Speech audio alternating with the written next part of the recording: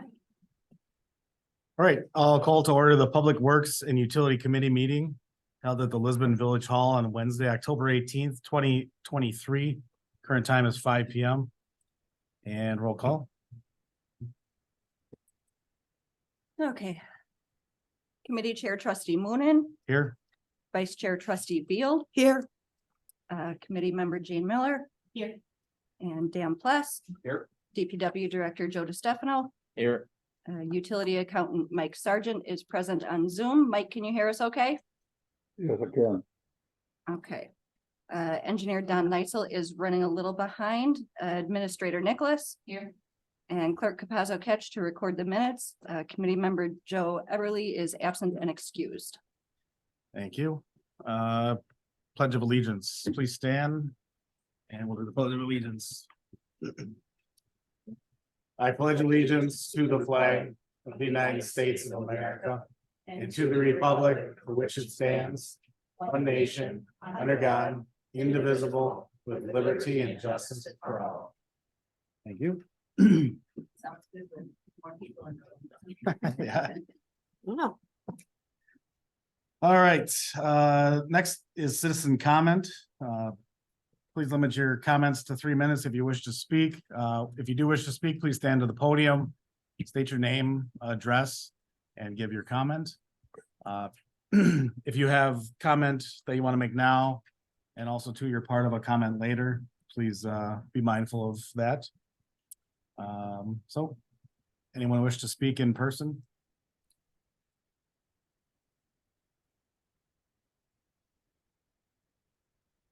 Evening, my name is Ann Rodig and I live on Tomahawk Drive. And I'm here to speak to the question of the speed limit on Hillside Road. Okay. Do you have a property address? West 255, North 9274, Tomahawk Drive. Thank you. So, I think that many people thought that when it was lowered to 35, that this was a temporary thing because of the construction of the traffic circle at Q. But apparently it was not intended to be temporary.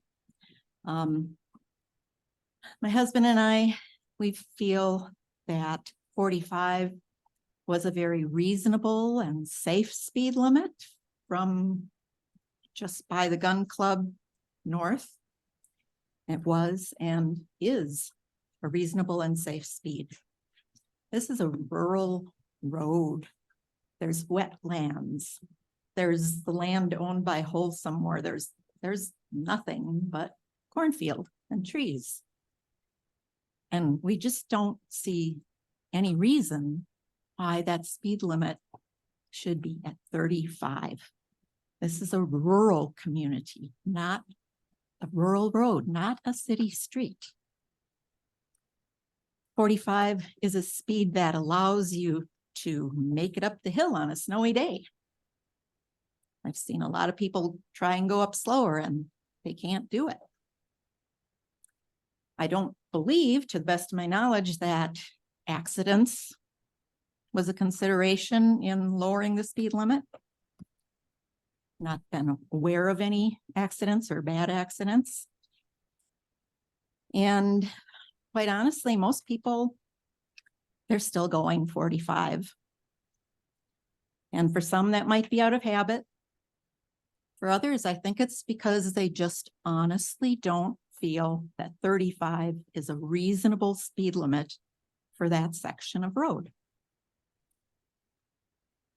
And people who are familiar with the area, as far as the traffic circle goes, we're already used to having to slow down, not only slow down, but stop at Q. So I don't see where the traffic circle should be a factor in that decision either. I think that people tend to drive at a speed limit that they feel is reasonable for the area of road, whether that's the posted speed limit or not. And making it a speed limit that people feel is reasonable makes that area safer, because you don't have some people going 35 and others saying, that's ridiculous, I'm going 45, which could lead to accidents, if you ask me. So anyways, I respectfully request that you reconsider that decision and raise it back to 45. I guess that's all I have to say. Thank you for your time and attention. Thank you. Thank you. Sir, please state your name and residence. My name is Todd Hesselberg. I live on Tomahawk Drive, west 256, north 9285. I've lived there for 25 years. And I've enjoyed the speed limit at 45, the way it has been. If you recall, a number of years ago, when you had the bridge going to be reconstructed or repaired or something, you went ahead and lowered it to 35. And months went by and the bridge never got worked on.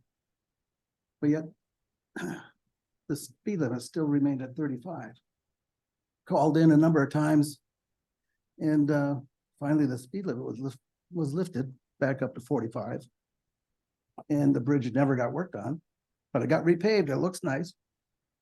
And now here we are with another construction just north of that, even with the roundabout, which is a good addition. And those in charge of reconstructing that intersection, putting a roundabout in, they never recommended nor suggested that speed limit be lowered to 35 south of Norwalk Road, which is the first road just south of Q. They just needed a 35 to approach that intersection coming north. They didn't say anything about lowering it from 45 to 35 at that time. Now, I was told that the emails was suggesting that you were supposed to lower it. But I had talked to the person that sent the emails, and they said, I can show you the emails. I never said that those speed limits should be lowered. The other issue is that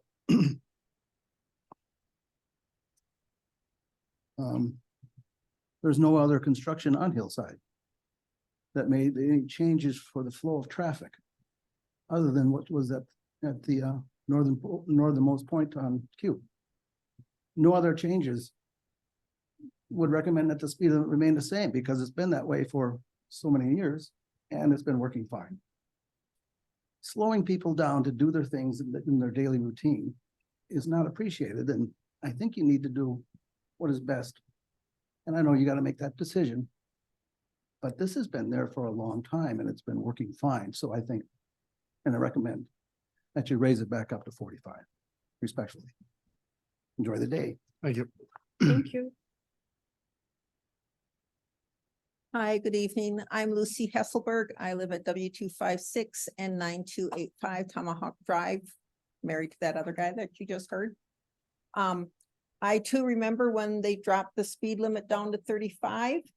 And I remember the cops sitting at the bottom of the hill getting speeding tickets out. I got one. I thought I was alone. I went to the court. There were probably 100 people in that room that all got speeding tickets on Tomahawk Drive at the bottom of that hill.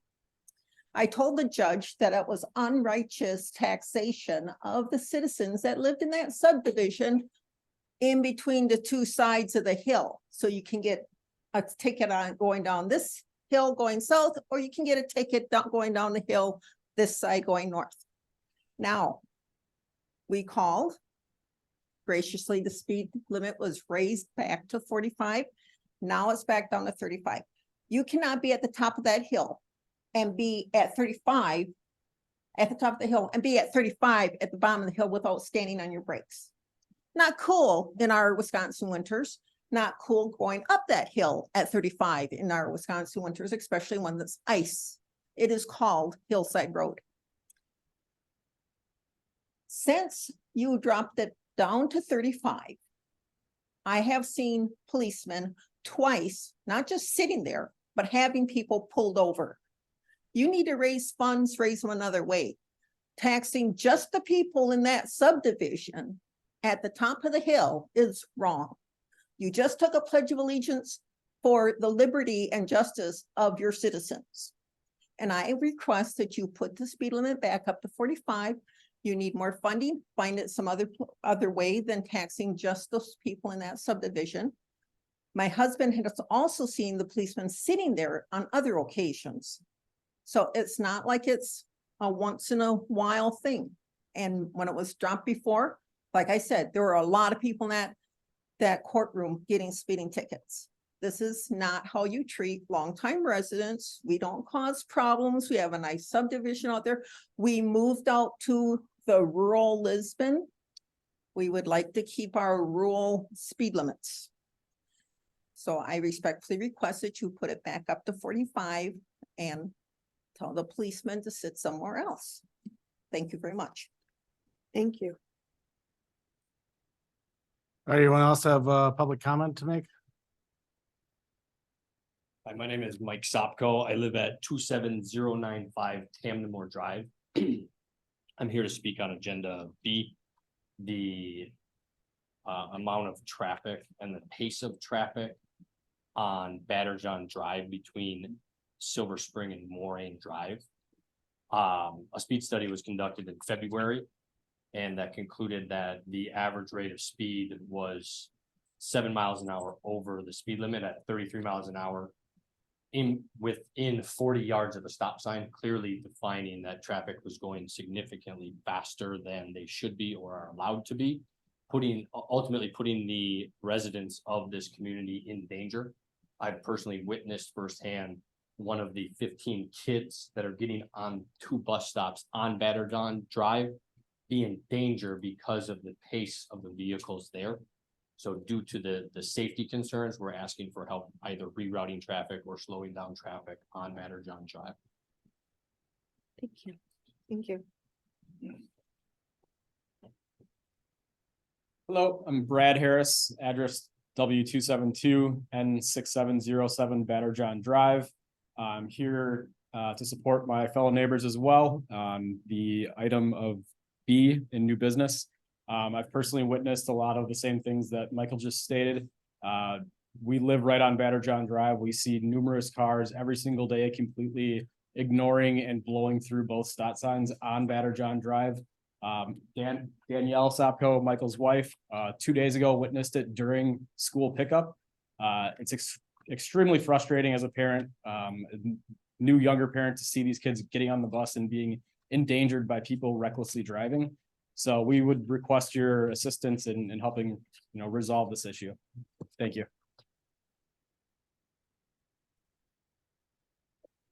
Hi, everyone. Chad Richardson, N66 W27180 Tamnamore Drive. Echoing everything that's been said by these individuals. I'm a corner lot where the bus stop is here, and my wife has personally almost been ran over with my children twice.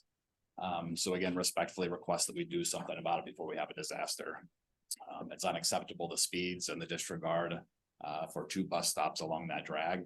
I don't think that's intended to be a traffic cut through for the city. And it's being used that way with little accountability for these violators from what I can tell, as many of them are repeat. So please do something about it. Thank you.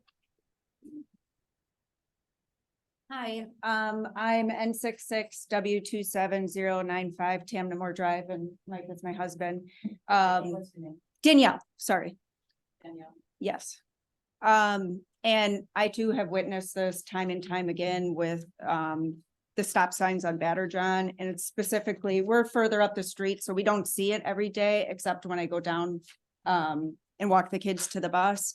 And I mean, I just get shivers now thinking about it, because there's been cars that have just completely blown past also the bus that has a stop sign out. So it's just really concerning. I think people are using it as a cut through instead of using Lake 5. And so we'd like to see some type of measures done to keep our children safe. Thank you. Thank you.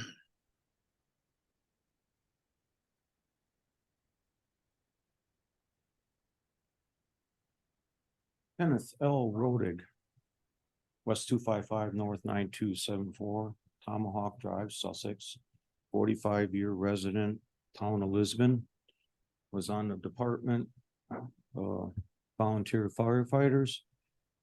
Over the years, in defense of raising the speed limit back to 45. I questioned the board as to the reason it was lowered in the first place.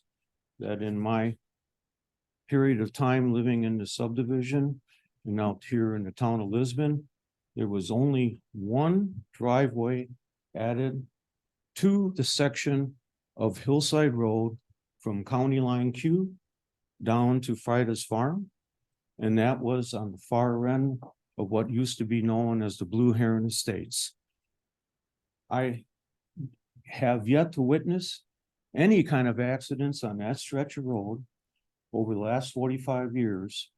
And if this was a question of increased traffic, which I personally haven't seen, and now being retired, I haven't been always on the road during the day, but during the middle of the day, there's probably even less traffic than there is when people are on their way to work. But I haven't read or heard anything about any substantial accidents in that stretch of road. And that's like 35 accidents in the last 6 months. I see where there might be an issue to raise it. And I was surprised when it was lowered. And I was like, why would this happen? I could understand if there was additional subdivisions going in and more roads and more driveways, but nothing has changed on that stretch of road.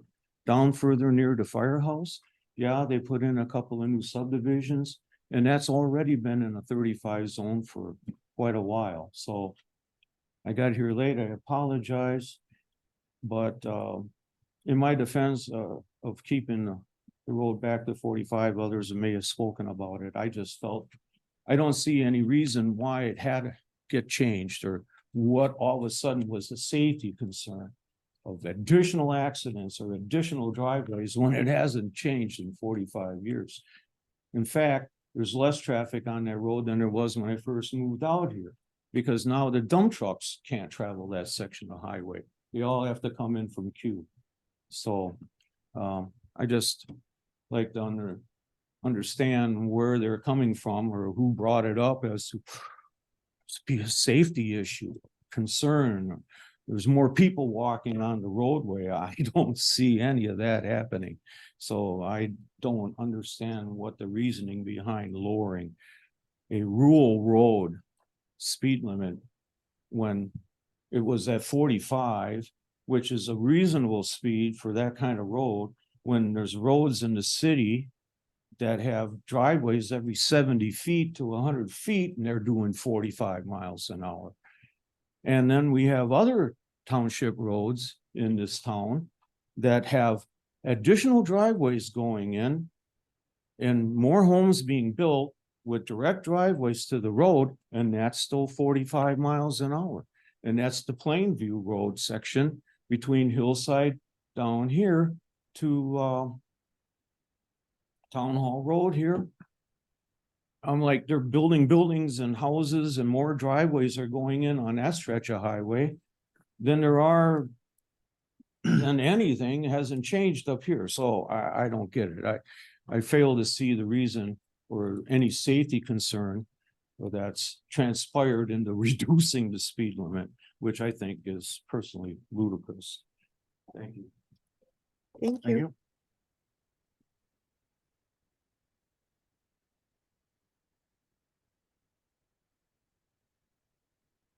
Good evening, I'm Tom Olson. N66W27209, Tamnamore Drive. Not to beat a dead horse here, I'm neighbors with these folks in the front row here, and we are also at a corner lot across from Chad. Our kids aren't at the bus stop now. We're obviously firsthand watching what's going on outside at the bus stop because it's outside of our front door. But I can speak from just being at the corner lot that our house becomes kind of a gathering ground for not only my 3 children, but all our neighborhood children. So I respectfully ask that, again, rerouting traffic around the neighborhood would be beneficial. Also, maybe some kind of measures to slow down traffic throughout the neighborhood down Batter John would be helpful, so respectfully ask you guys to consider that. Thank you. Thank you. Any additional public comment?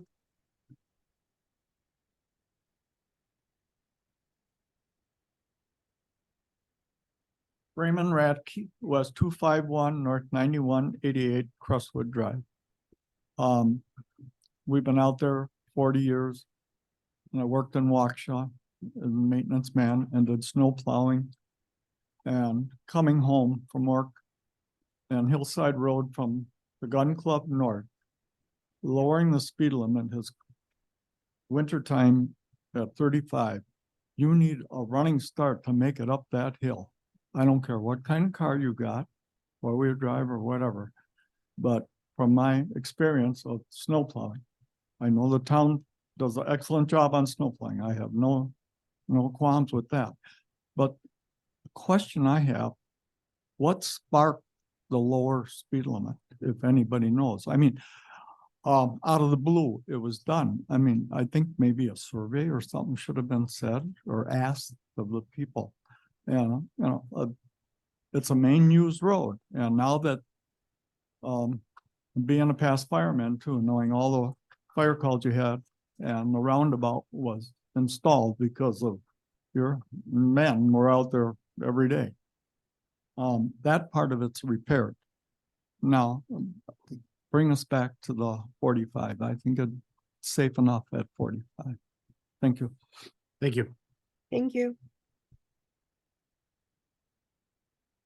My name is Mary Cook, K-O-C-H, and I live at North 9236 W25. I don't know where I live. Anyhow, Got a street name? I don't direct my address. Right? Do you know your street name? Yeah, Tomahawk Drive, There we go. North 9226 West 53, whatever. Anyhow, so I am a person that I follow the speed limit. And I, was brought to the attention that, the speed limit is lower than I have tried 3-4 times to keep that speed limit. And there's no way you can go up and not irritate the person behind you, And when you go down the hill again, yeah, I clocked it. It's like 42. And I'm like, oh man, I hope nobody's sitting down there. But, at least when it was 45, if I was going 42, it was okay. Second of all, I drive a smaller car. And yeah, you have to really gun it to get up. And do you think that I want to brake going down in the winter? I mean, you kind of get to the top and in the winter, yeah, you slow down so you don't have to brake to get down. So, I'm gonna drive safely. And if somebody doesn't, I don't know, I think it's a personal thing, that they're gonna go too fast with conditions and go off and cause accidents. But I think that people in this area have been, they've been reasonable. I don't know, other than trying to go the speed limit and have someone behind me that doesn't like that I'm going 35 miles an hour and hitting the brakes on down the hill. Thank you. I have my voice to it as well. Henry Cook, that's my wife, W256 N9236 Tomahawk Drive. We've got this new situation. We've been living there for like 33 years and we've been going up and down hillside quite a bit. Like she said, I've tried the same thing, started at 35 and you got to brake and it's like, I hate to brake. I just have my brakes done for like $1,000. So you know what that deal is like when you're constantly braking down a big hill. And the other thing is it's worked well. It's been safe. I've not seen any accidents. And again, that roundabout is a good addition up there. We drive past a swamp down there, which has no traffic. There's nothing there except deer occasionally. And there's limited homes. So I guess I don't see any reason for changing it. So I respectfully ask again that you could reconsider to set it back up to what it was. Thank you. Thank you.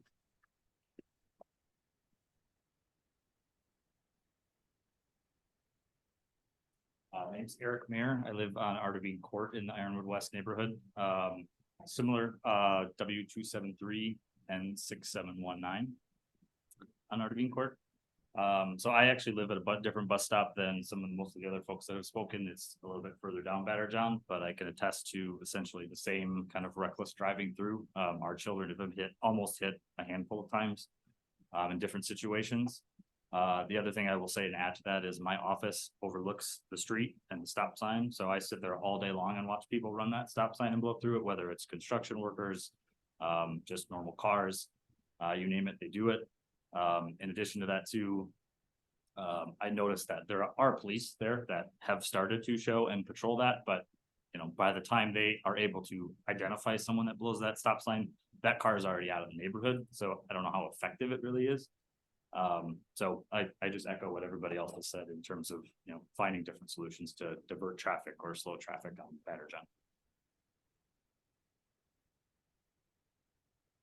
Thank you. Thank you.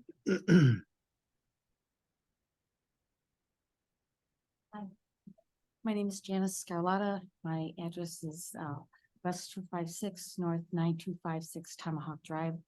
I am a new resident of the area relatively compared to all of my neighbors. I fully support all of their concerns about the not really concerns, it's more like why. I didn't understand why it went from 45 to 35.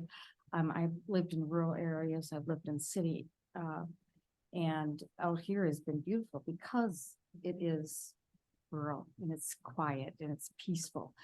And dropping down to 35 is it's just weird. I don't know how else to describe it.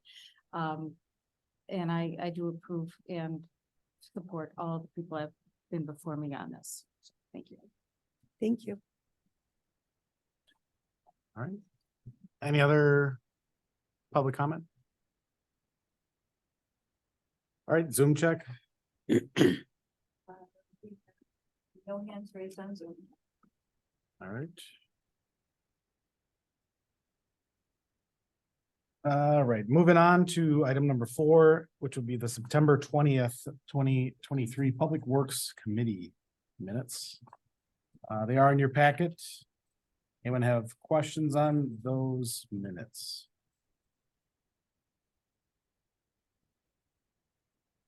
Hearing none, I'd ask for a motion. Go ahead. I'll make a motion to approve the meeting minutes of September 20th, 2023. Motion presented by Jane. Second, I second. seconded by Linda. Any discussion on the minutes? Hearing none, all in favor, say aye. Aye. Aye. Any opposed? Motion passes 4-0. Right, departmental reports. Department of Public Works, Joe DeStefano Jr. All right, outside of my reports that's in the packet, we've completed the salt shed at 100%.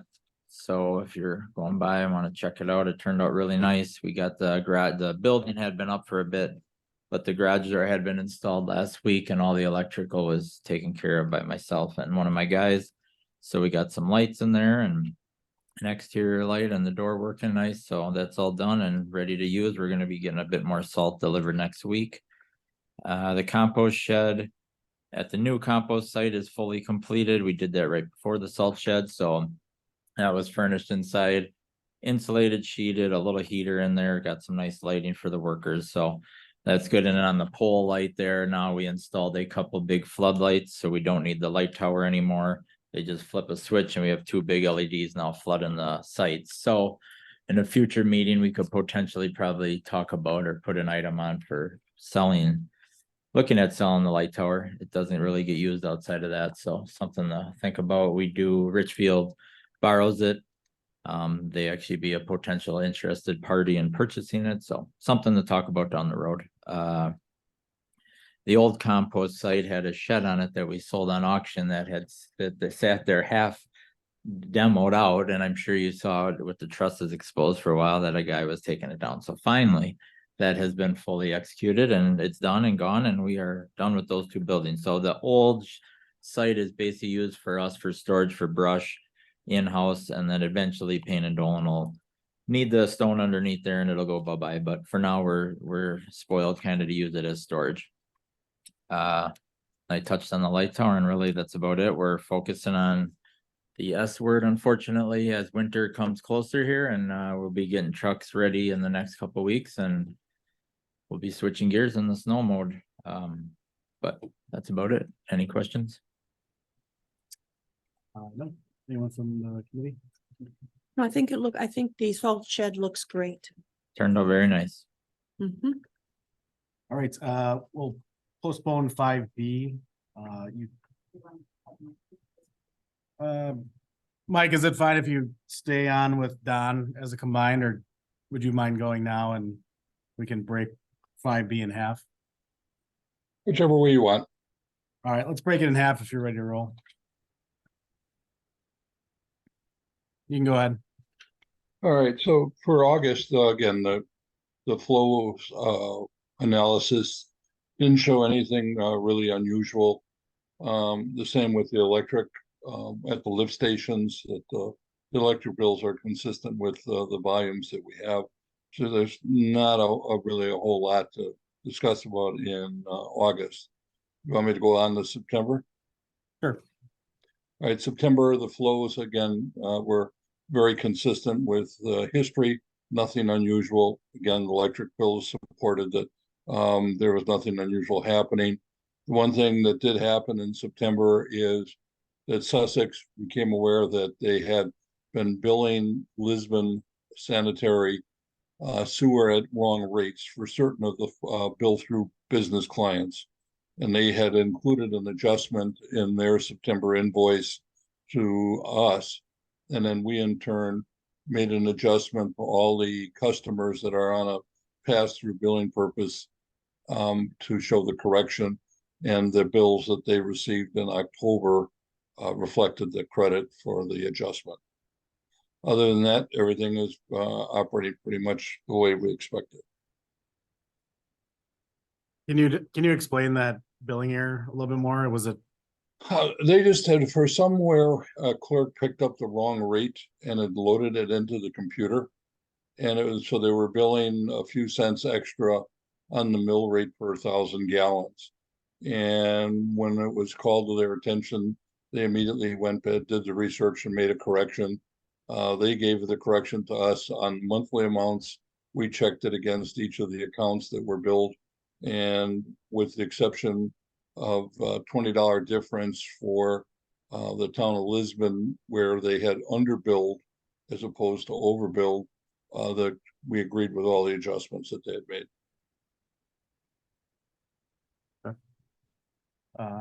Questions of Mike from the committee? Do you have any update for us as far as the people that weren't on sewer and have to be billed and so forth? Mike, do you have that handy you could share with us? Well, the one family did hook up and paid the fees, and they're hooked up and they're operating. What street is that, please? What street is that? I don't recall off the top of my head. Longview? Okay. But the other, another one of the individuals came back and indicated that he had paid the hookup fees when he did hook up, but he had been unbilled for the period. So it wasn't a hookup issue, but a billing issue. And then the last person with the hookup issue has awoken and has made known that they're there and understand the issue, but there isn't a resolution yet. Okay, thank you. So, we had Attorney Macy, wrote a letter to the two property owners that were not connected. One property owner responded, as Mike said, gave me a call and said, I have all my documents and say I've been hooked up for 20 years and I paid all the fees. And so he just hasn't paid his quarterly fees. So Mike's gonna take care of that and give him a bill for his 2 years since October and then moving forward. We have, one house on Scott. They called today, and we, they have not hooked up and they don't have a contract yet to hook up. So they have until the 23rd to have some resolution. And if not, we will move forward. Of October here. Mhm. All right. Thank you. Any other committee members? All right, we will come back to 5B when Don Neitzel is present to finish that agenda item. Moving on to unfinished business, section 6A. Discussion and necessary action regarding future water/sewer service to Circle Crest Park subdivision. And yep, we'll I'll just read that one. We'll postpone that one as well as Don's the main presenter on it. And then in the interest of people sitting here, I'll also move to postpone 6B as well.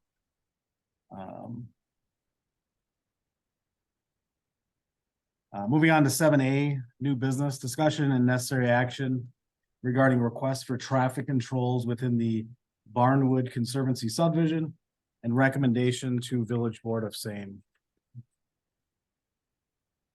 All right, I can drive the bus here on this one. So the homeowners association of the Barnwood Conservancy has reached out a few times about questions that we've gotten answers to and simple stuff. But anyways, as of late, they are interested in adding a couple crosswalks, painted crosswalks that where their 8-foot wide walking path crosses the road. If you've read the email here from Ken, it explains a little further. I guess I'll let you guys decide what your feelings are on that. I personally have no interest in doing it in-house just because it is within the subdivision, but I'm not against them being there if they were interested in painting them and maintaining them and whatnot. This is a new thing, I guess, because we don't have a lot of trails and paths in subdivisions, but you are seeing it in our newer developments. So Harvest Ridge does have some paths where they cross the road and then continue on the other side, and there's no crosswalk there as of yet, and I haven't had any requests either for it, but I guess if you start to get the snowball to roll, that could continue in other subdivisions as well. So this is just what something they're looking at doing and interested in having done, so I guess they'd be looking for some direction on what your thoughts are. Does anyone want to start the discussion? So you said this subdivision or two subdivisions have walking paths, I guess. Ultimately, what would you foresee if it does continue to snowball? Yeah, I mean, this subdivision's the only one that's requested and they have 2 areas where the path crosses. I haven't heard from anybody in the other developments yet, but maybe if they catch wind, of this and then they'd want them. So, I mean, I have no issue if we let them do it and they're actually willing to do it themselves, I mean, paint a line and some boxes, it's not rocket. We could assist them in laying it out. Maybe that would be something just so it looks decent. And then going forward, it's something they can maintain, and really it's paint on the road at the end of the day. If it starts to fade and look subpar down the road, it's not hurting anybody. You know what I mean? It's not that big of a deal. If they start to neglect it, or maybe an HOA changes and they don't want to do it and they let them wear off.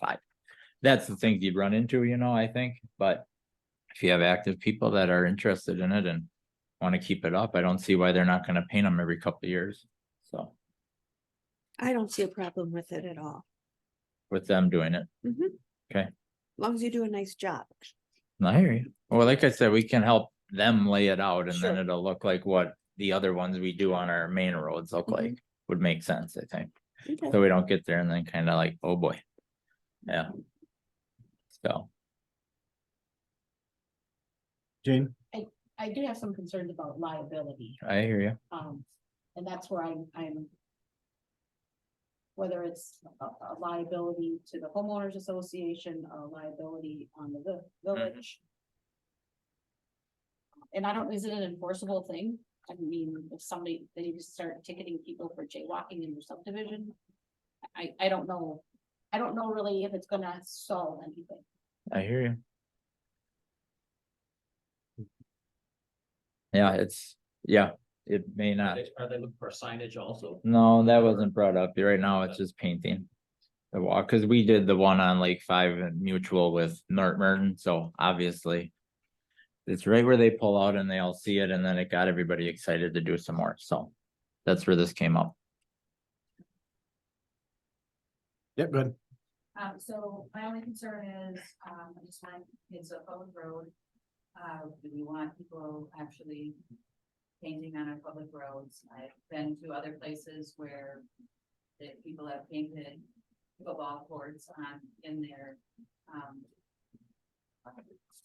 cul-de-sacs or on the road, because, they thought it was okay to paint on the public road, and so I just kind of remind us that it's our road. I don't have a problem with doing it and then building them, but it's up to you guys if you're okay with, you know, with them doing. I don't know anything about sight lines, where these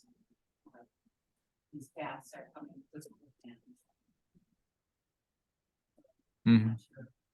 I mean, you know me, I'm more of a yes guy than a no guy, so I'm willing to paint them and we bill them for the safety factor that takes the liability out of it. Could this be something that we would address more definitely on like our sign, like a sign ordinance? I know we're talking about formalizing some of that in the future. Yeah, that's a good point, and kind of goes to some of the comments I thought of. I guess the simple answer is have Joe go out and have his guys paint a crosswalk. It doesn't seem to be that hard. The one on Lake 5 turned out awesome, and it's definitely got a public benefit to it. But with these options that were presented by the HOA board, I had a lot of concern for C, that was to allow the HOA to install the crosswalks at their own labor and its own cost. I think there needs to be a lot more discussion with that HOA as far as having it done by a professional company, bonded and insured, and meet some maintenance standards, meet some design standards, uniformity across the town.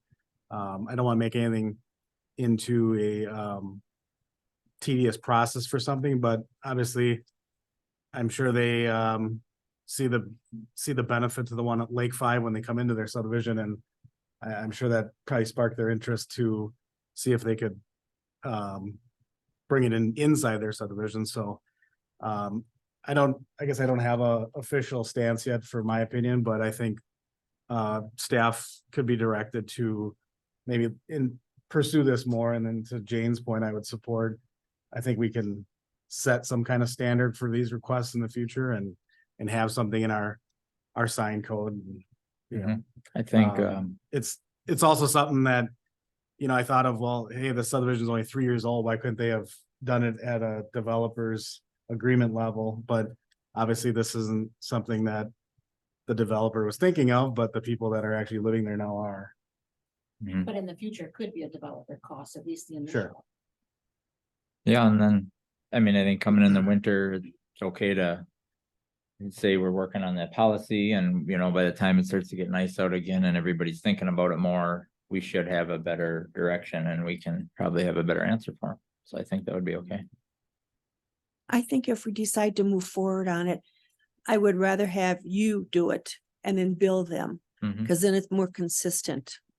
It probably does make more sense. You're right. All right. Does anybody have anything for 7A?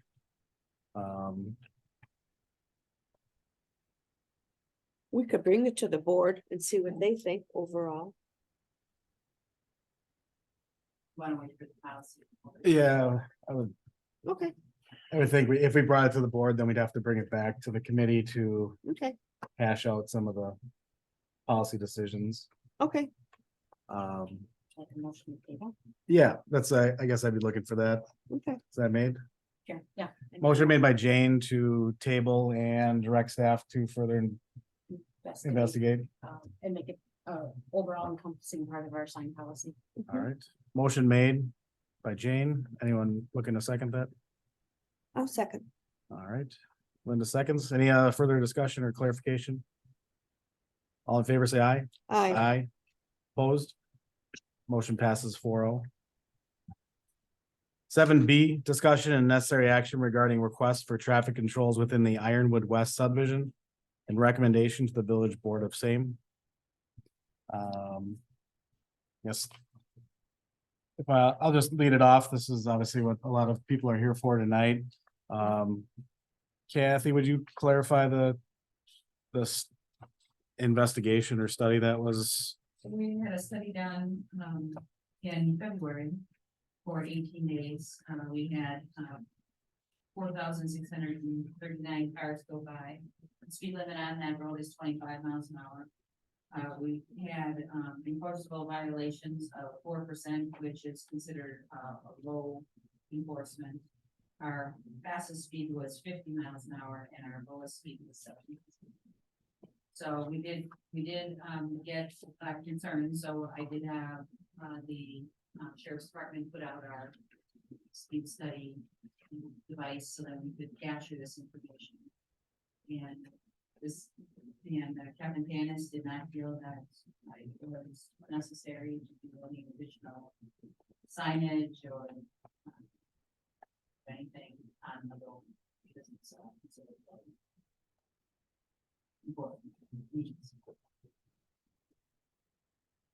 We heard from our residents.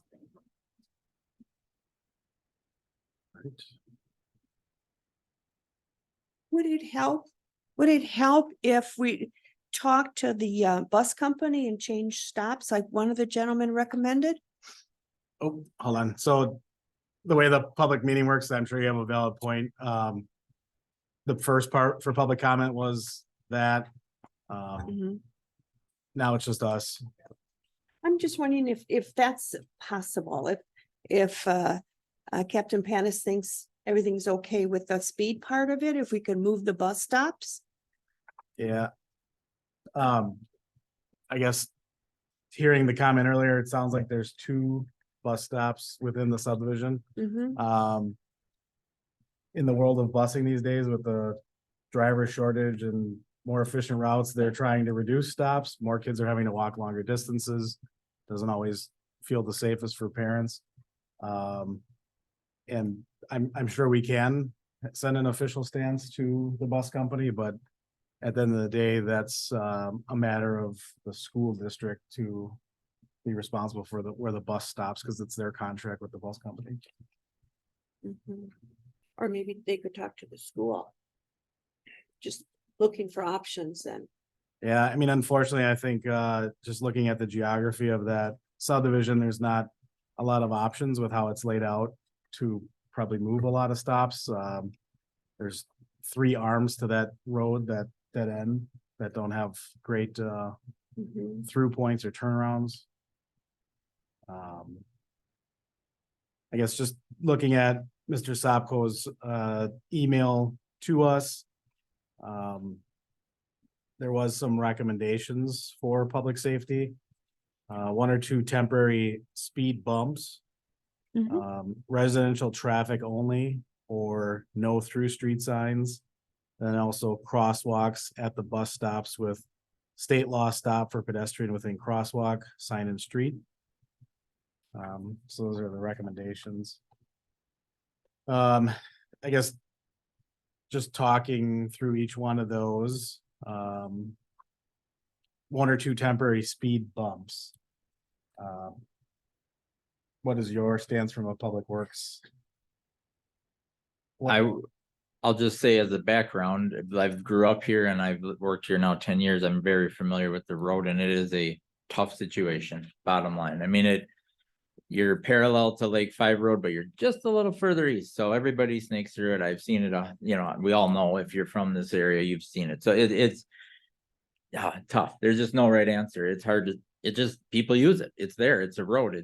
Why not? Right. So it's just unique and tough and nobody probably saw it was getting created back in the day. And it really hasn't been much of an issue because it's been a quiet subdivision up until a lot of you guys, obviously within the last few years have moved in, and welcome, glad you're here. But anyways, I'm not against the speed bumps. If you guys are interested in it, obviously would have to remove them in the winter. I mean, they're just, City, it's funny because I just went through there today. Pewaukee Beach has speed bumps in the summertime and they're gone now. I just noticed today as I drove through there, so it made me think of that actually for today.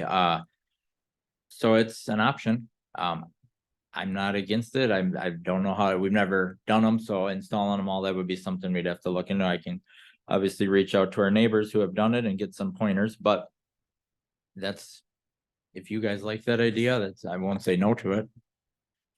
Let's see what else. The signage, I will just honestly say, nobody cares about signs. I mean, brutally honest, I don't, I say that nicely. Just because people are distracted. You see it, the phones, everything else. Signs are just tough. And even if it says it and the cops aren't there, and no offense to our sheriffs, obviously, it's hard, right, to stop people from cutting through there. The crosswalk thing is not the end of the world either, if that, but there's just that's a tough spot because there's no great connecting points for a crosswalk, you know, so. Simple, maybe the speed bumps, give them a shot, and now I hate to say it, it's something that wouldn't happen the next year, but. Well, school year's in the winter, so that's a tough deal, because they're gonna be out for a few of the months, you know. So, I don't know. It would definitely probably keep people from wanting to drive through there, because they don't want to go over the speed bumps and slow them down, and it would help limit traffic to an extent, possibly. Okay. Any committee members' opinion? I have an outside of the box idea, and I don't know, I've not been in this area in a very long time. Is there a spot to just put a cul-de-sac in and just divide the road so it's not a through road anymore? That before any of these folks actually lived there, that was brought to our attention by a different resident, but. Okay, I know the excitement, but you're gonna. Yeah. Keep it up here. It'd be probably tough to make it perfect, but hey, I'm not. Anything is a possibility, I'll say. Try to open. Through streets.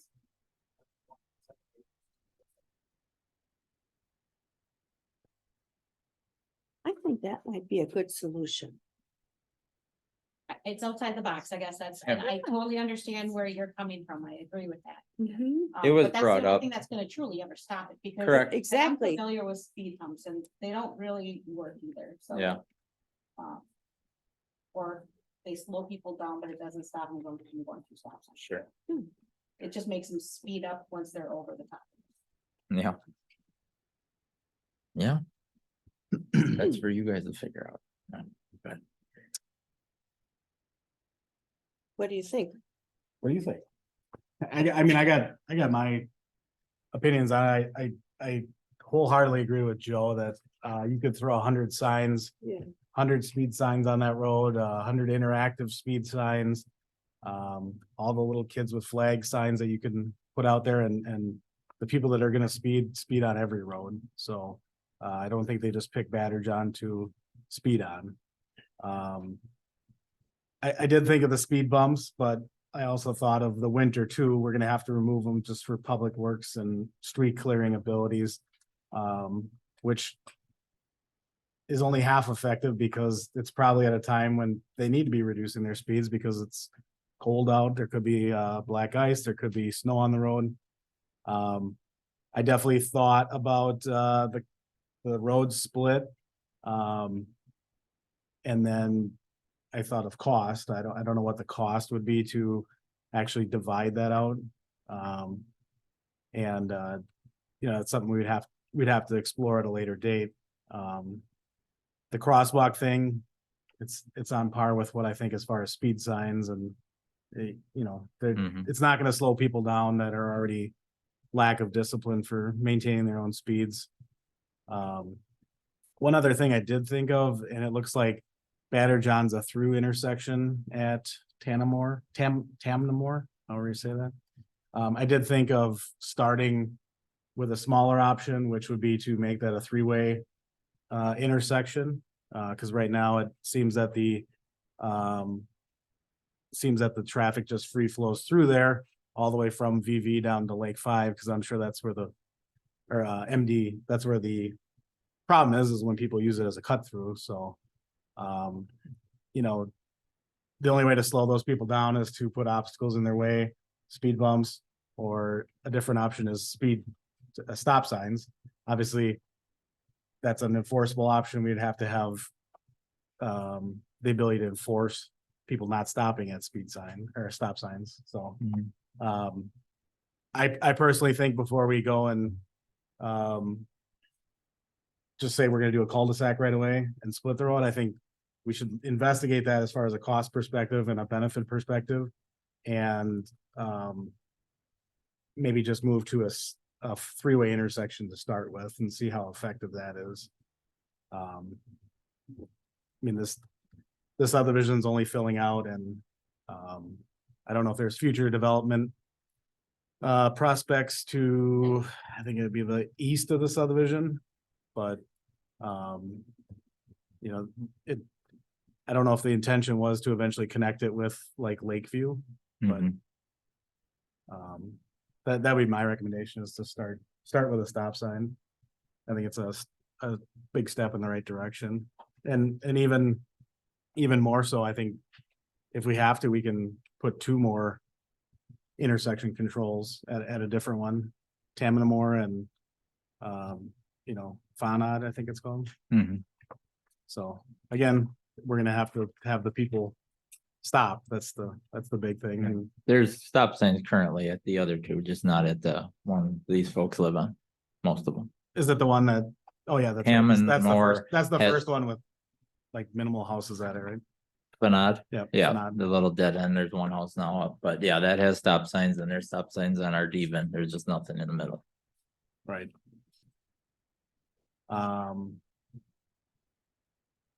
I guess my recommendation would be to start with the stop signs. That's an easy install for us while we're investigating a road split with cul-de-sacs. And also too, and we'd have to investigate the cost and application of speed bumps, humps, whatever you want to call it.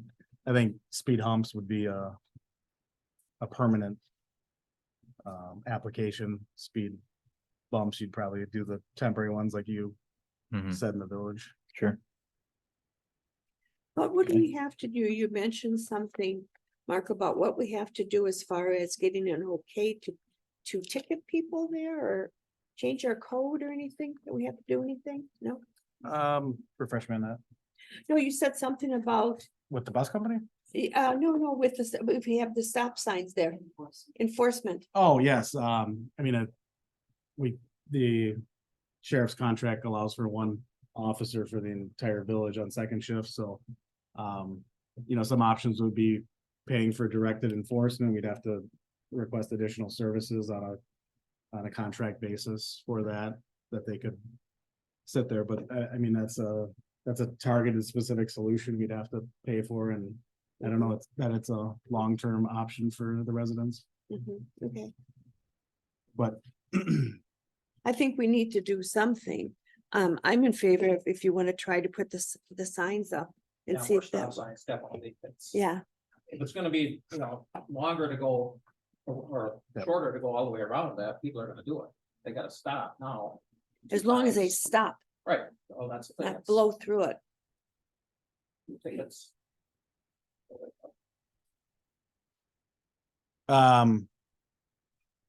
yeah, and I guess we can also reach out to the school district and bus company and ask for a formal request to evaluate the moving of bus locations. I don't know if that's gonna be advantageous for the whole subdivision.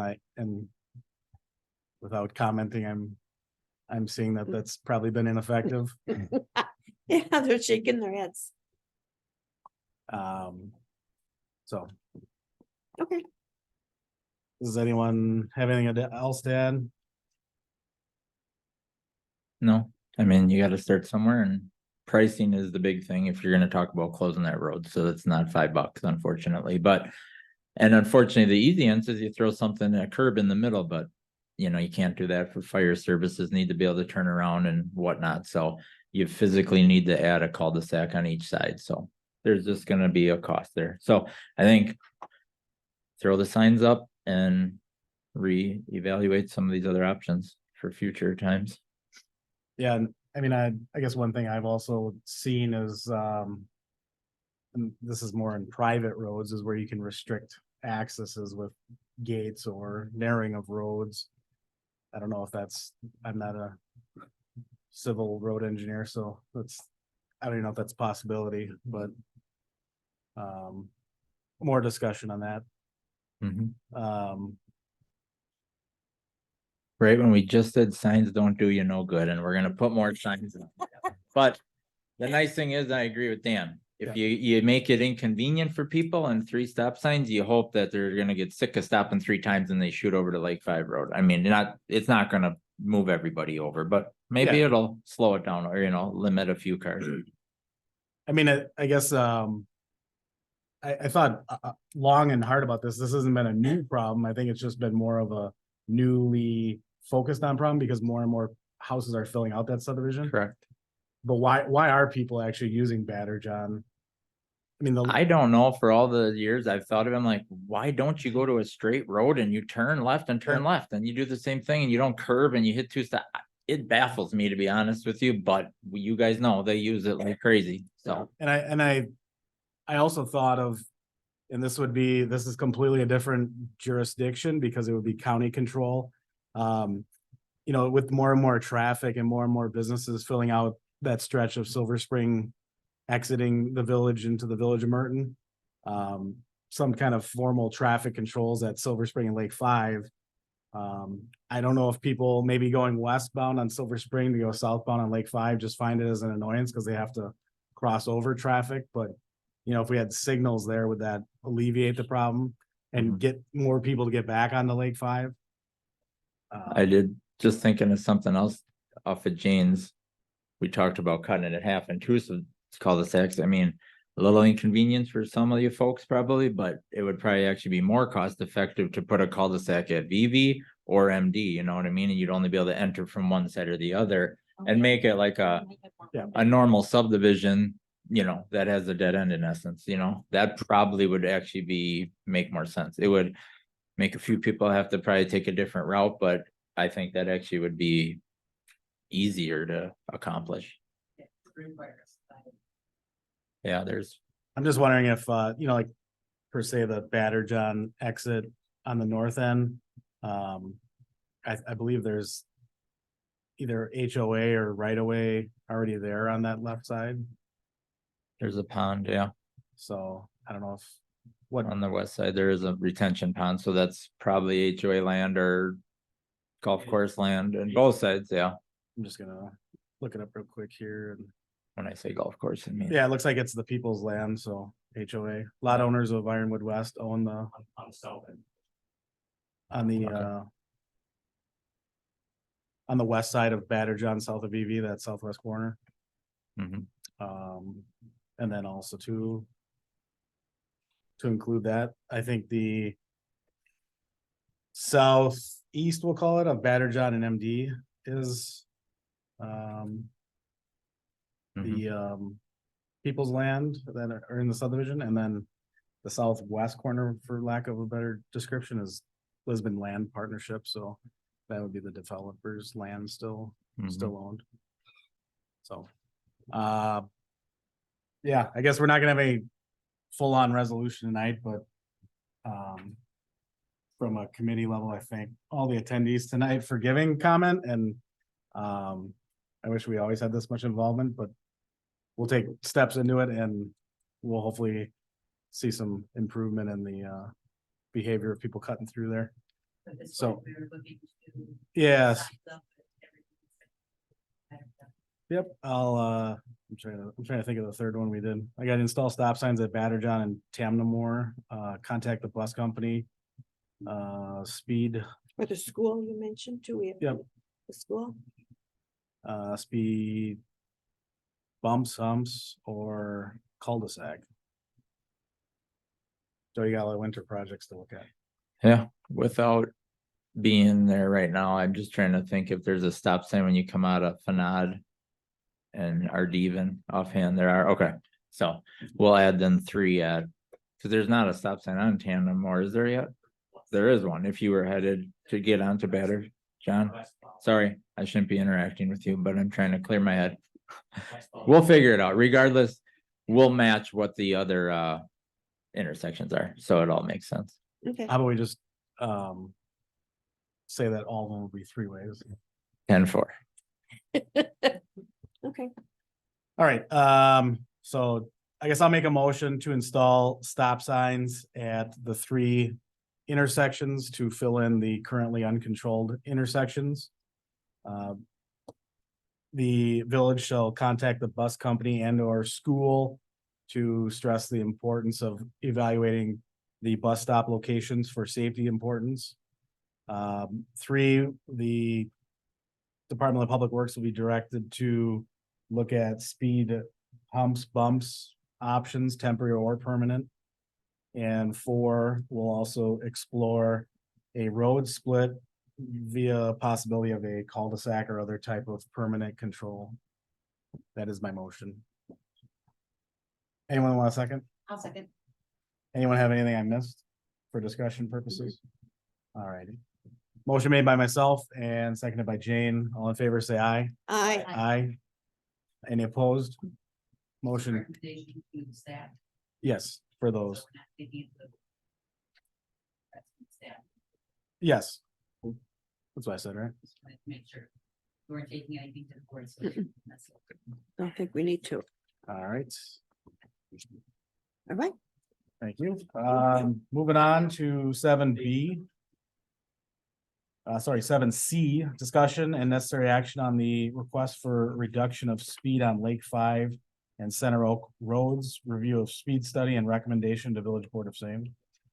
So you see in front of you a email string with Ms. Whistler about property that her property backs up on Center Oak. So we did a speed study on Center Oak. They had from 8.4 to 8.16 and 14,088 cars go down Center Oak. The enforceable violations were 3%. Speed limit on Center Oak is 45 miles an hour. Fastest speed was 112 miles an hour. Slowest speed was 6. It's a low, considered a low enforcement rate.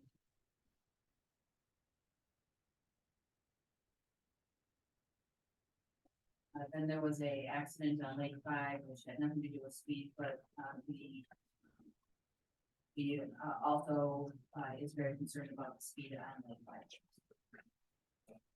Brought it to your attention. If we wanted to move on anything, or since our sheriff's department believes that it's law enforcement. All right. Any comment from committee?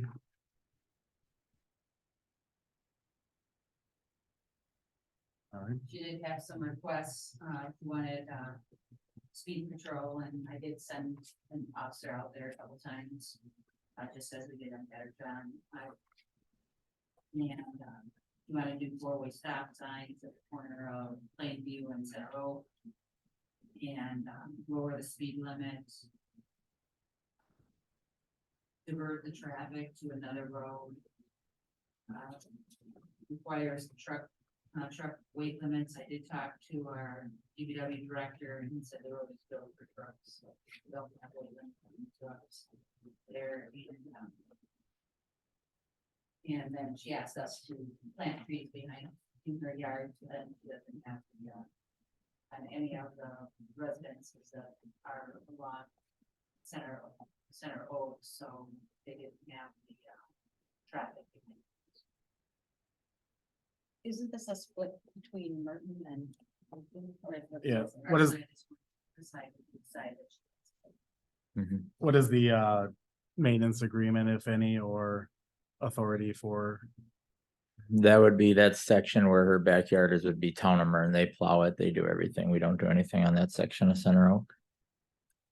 But we have the right of way though. Correct. But we don't plan for, we don't plan. No.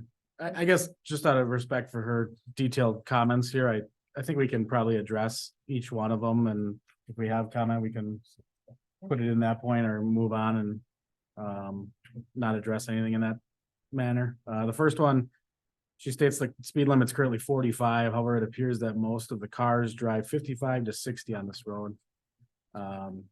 I guess just looking at that,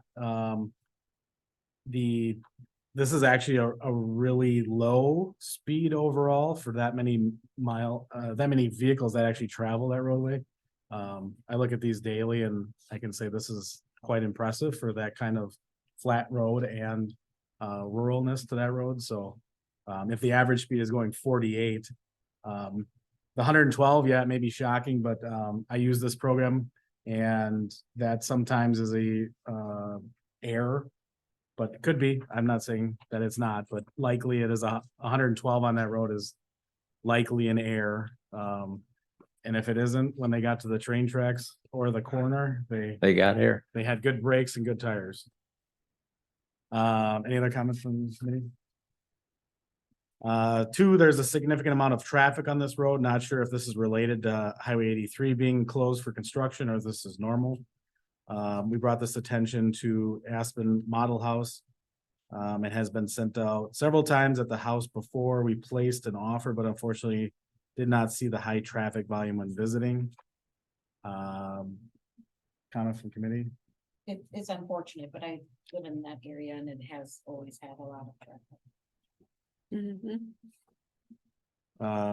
Yeah, I mean, I guess we're not going to control people using it as a unofficial detour or just generally using it as a traffic volume.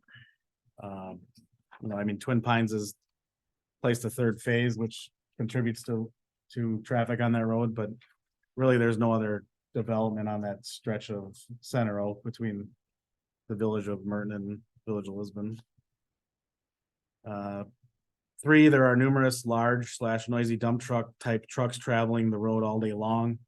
Also other large commercial trucks. I mean, that's A lot of development in that. a lot of Lake development in Five that road. area. There's also farms tucked Mhm. into the north end of that road there.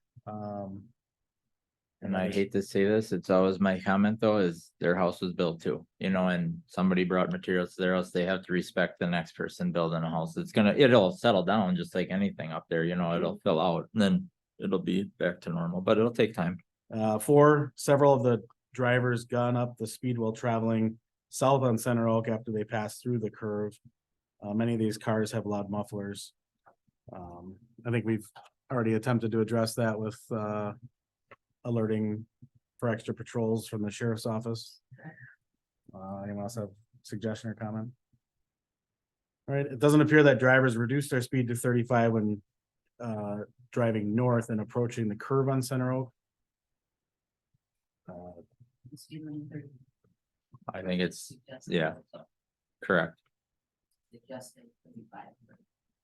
But it's not a reduction. Right. I don't have any comment on that one. All right, 6, there is only a two-way stop sign at Center Oak and Plainview. I personally experienced an accident at that corner. I've been told by residents that people expect a 4-way stop sign since there's one at Plainview and Lake 5. Comment, anyone? I do agree with that, or if there's a way to make people use their turn signals, I mean, it's one of the two, because they're not using their turn signals, so it is a hassle there, but.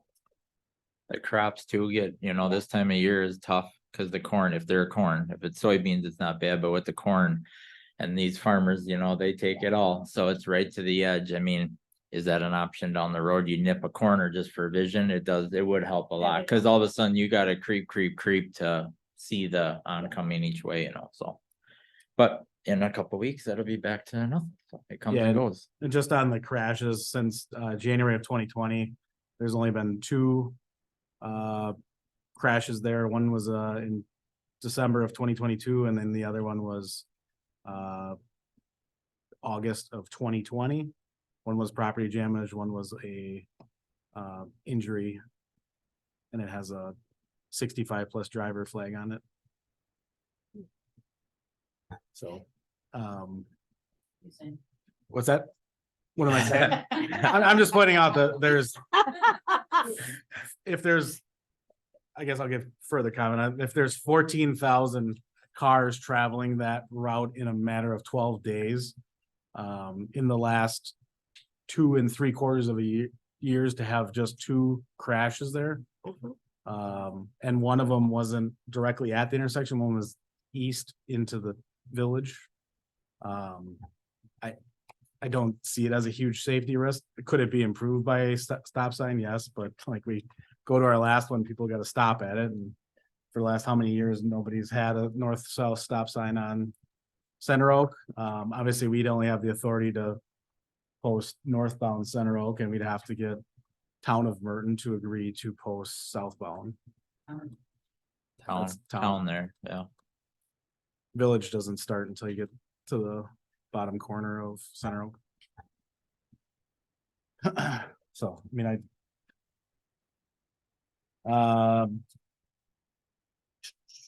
there are new homes on Center Oak with children, dogs, etc. School bus pickups on Center Oak. Not sure, but I heard that the farm on the corner of Plainview and Center Oak is sold. I expect there will be more residential development in this area. Yes, that's true. There was recently change of owner. I talked to the developer within the next few years it would develop, but nothing this year or next. Anything else on that? All right. To her suggestions, she has short term, we can get speed patrol in place. Yes, that has been requested. I'll just make a note. I don't think the speed is a problem on that. I think the stop sign at a 4-way creation would be more of an impact than any kind of speed patrol. I agree. Can there be a traffic study? Yes, we went through and completed a traffic study. Can a 4-way stop sign be installed at the corner of Center Oak and Plainview? Yes, we could be half that solution and recommend the other half to Town of Merton. How do I submit a request to have the speed limit lowered? I believe this is a good solution and will definitely help to ensure the safety of children and residents. I could also reduce the noise pollution from traffic. I guess my comment on that, at this point, I don't think there has been a drastic change in the warrants that would need to have the speed lowered. Obviously, you can hear from some of the other comments what happens when you lower a traditionally historic speed. But that's not a shot. I'm just giving anecdotal evidence. Any other comment on that? All right. Is there any way to divert traffic to a less residential road for traffic that would normally use Highway 83? No, I don't think we have any say in that. Are there truck weight limits on Center Oak? Yes. Is there any posting from the town? No, because when Plainview Road was redone from Lake 5 to 164, that was the cut through from VV, to 164. So it's built for trucks and there's no restrictions on it due to that fact. Is there a restriction southbound from the Town of Merton? No, nothing going north or south at that intersection. Yeah, and I guess I think more of that request, I don't think that would have the intended consequences for the person because it's not a trucking route by any means. I think it's the trucks that we're experiencing in that area are purposeful by way of construction or farming or just general businesses that have a legal reason to be on the road. So I don't think from the village's aspect, there's a truck weight limit enforcement we could do. Could the village add additional buffering by plants, trees, and shrubs for the areas which there are residences located? I would direct the homeowner back to their developer and their HOA for that. All right, anybody have any motions out of that discussion? Well, I think the obvious one is the 4-way stop. That we contact Merton or Kathy, send a letter over there, talk to someone about doing their side, and we do our side. Hopefully that'll help. And I think the only thing I could think of, I don't want to get into the aspect of we enforce northbound via a stop sign. And the Town of Merton says we don't have any warrants necessary to do southbound. And now we're a 3-way stop sign at a 4-way intersection. I think that actually causes more of an unsafe condition. So. I personally, again, grew up in that area all my life, going to Arrowhead High School all the time, going that way. think it's just getting comfortable with moving to this location, honestly. I hate to say it, but it's just. There's nothing changing. Right. Same thing we've seen, the accident data shows you that it isn't scary or nothing. It's just. You just gotta get comfortable living out there. I think honestly, I hate to say it, but the stop sign is. One, it's only half of our, we can only do half of it. So, and Town of Merton, knowing those boys a little bit more.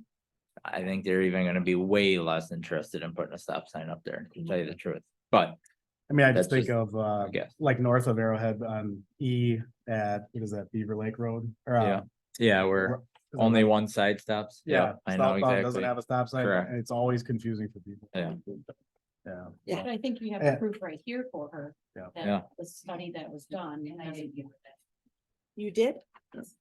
When, before she wrote this letter?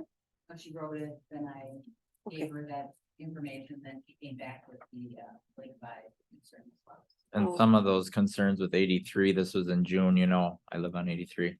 That's all open back up now. So I mean, maybe some of that quieted up a little bit since, but I don't know. I don't honestly think a lot of people that were using that honestly from 83, but nevertheless. Yeah,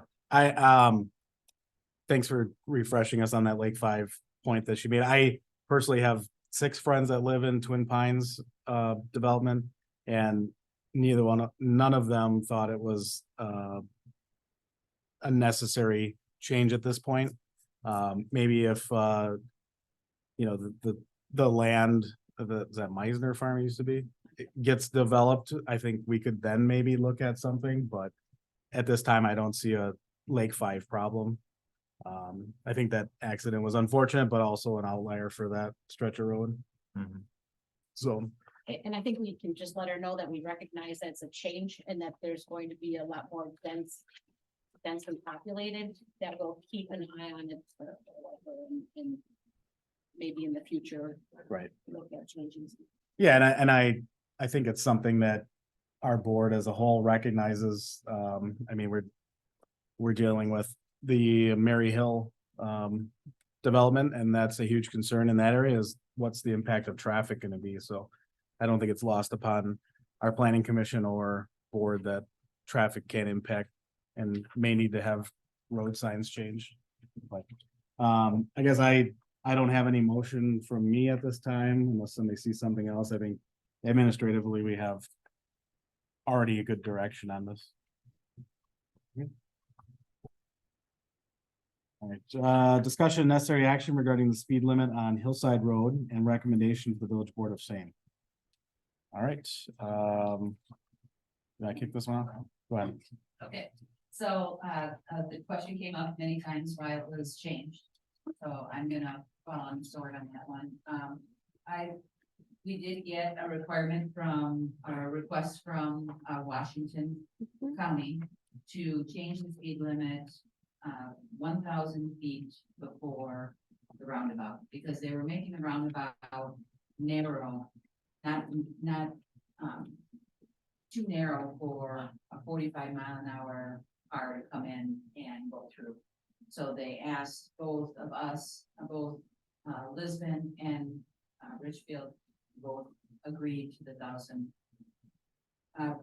During the discussion with DPW director, I was concerned that we were going from 35 to 45 to 35 again, and so I thought it'd be best so it wasn't a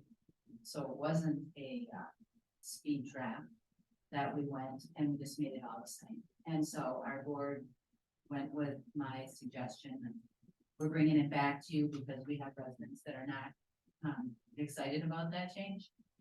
So if you choose to bring it back up to 45 miles an hour, I'm okay with that. It's just if we could keep it at 1,000 from to the roundabout as we agreed to with Washington. And that, just to piggyback on the 1,000 feet, it was a DOT spec because of the way the roundabout, you head into the roundabout, like you said, it's narrow and they don't throw a curve at it.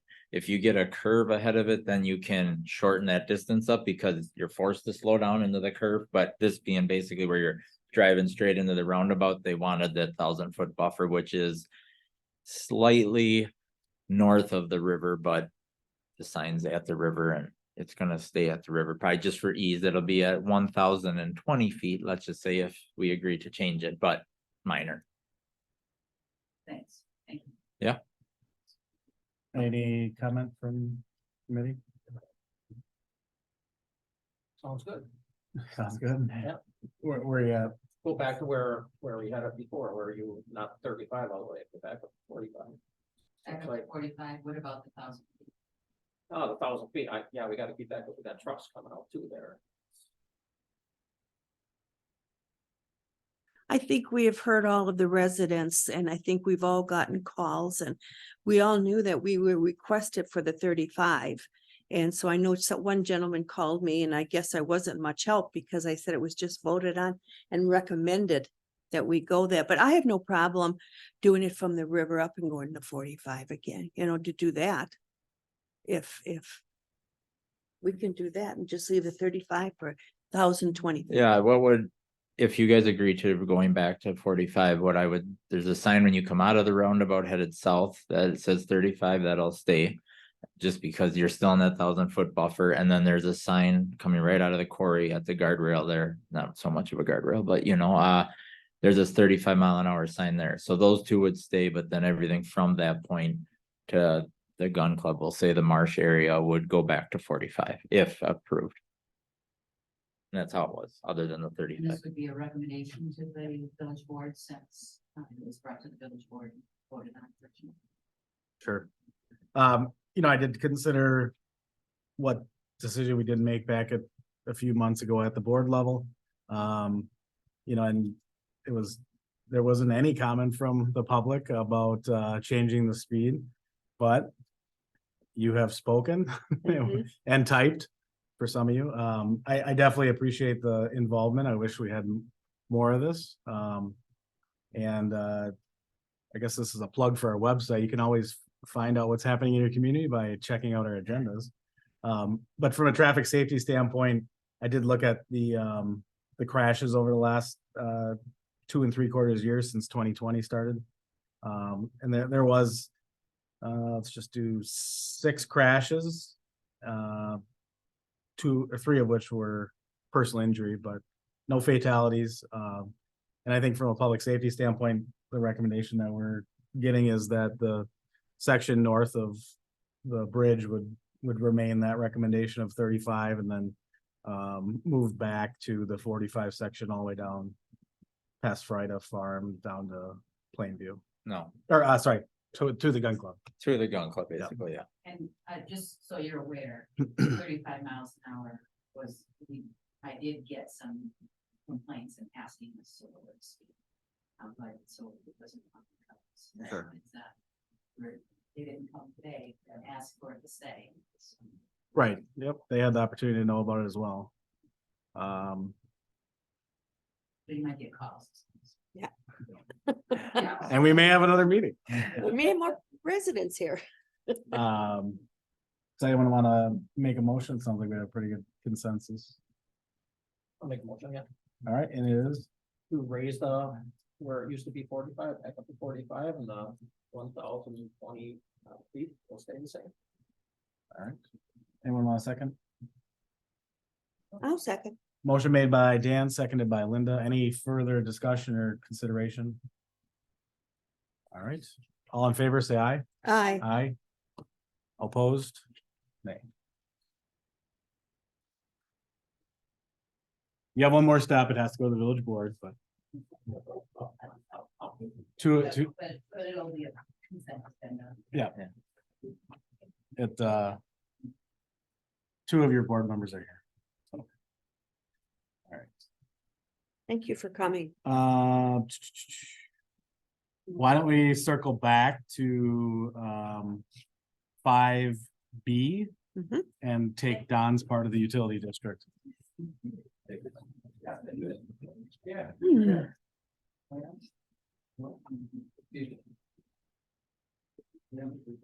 All right, thank you for taking some items out of order for me. I appreciate that. I had a meeting that ran a little bit long. Thank you. So my report should be in your packet. As Mike had mentioned before, when he was on the flows for September, look good. As far as Janine, Plainview and Willow. Richmond didn't look too out of line either. The one thing I did note, run times appeared to be up if you looked at them. And the starts seemed a little bit goofy. They seemed to be up by about 50%. It just seemed a little bit odd. I did have a discussion with Sussex about the item that Joe had brought up. Joe Everly had brought up about the weekends seeming to have high flows. There was nothing on Sussex's end as far as how the reporting's coming through. Nothing's being held on Friday and reported on Saturday or anything like that. And Dennis said from Sussex that he had kind of noted that as well. I then had a discussion with Ed Blake at Richmond School just to see if there's anything odd on their end that we weren't aware of. And Ed said there was nothing that he was really aware of that would cause that. So again, we're looking into Richmond School, so that's just something that needs to get looked at further. As far as the letter we had sent out to them, Richmond School did schedule a plumber to be on site. That was October 6th.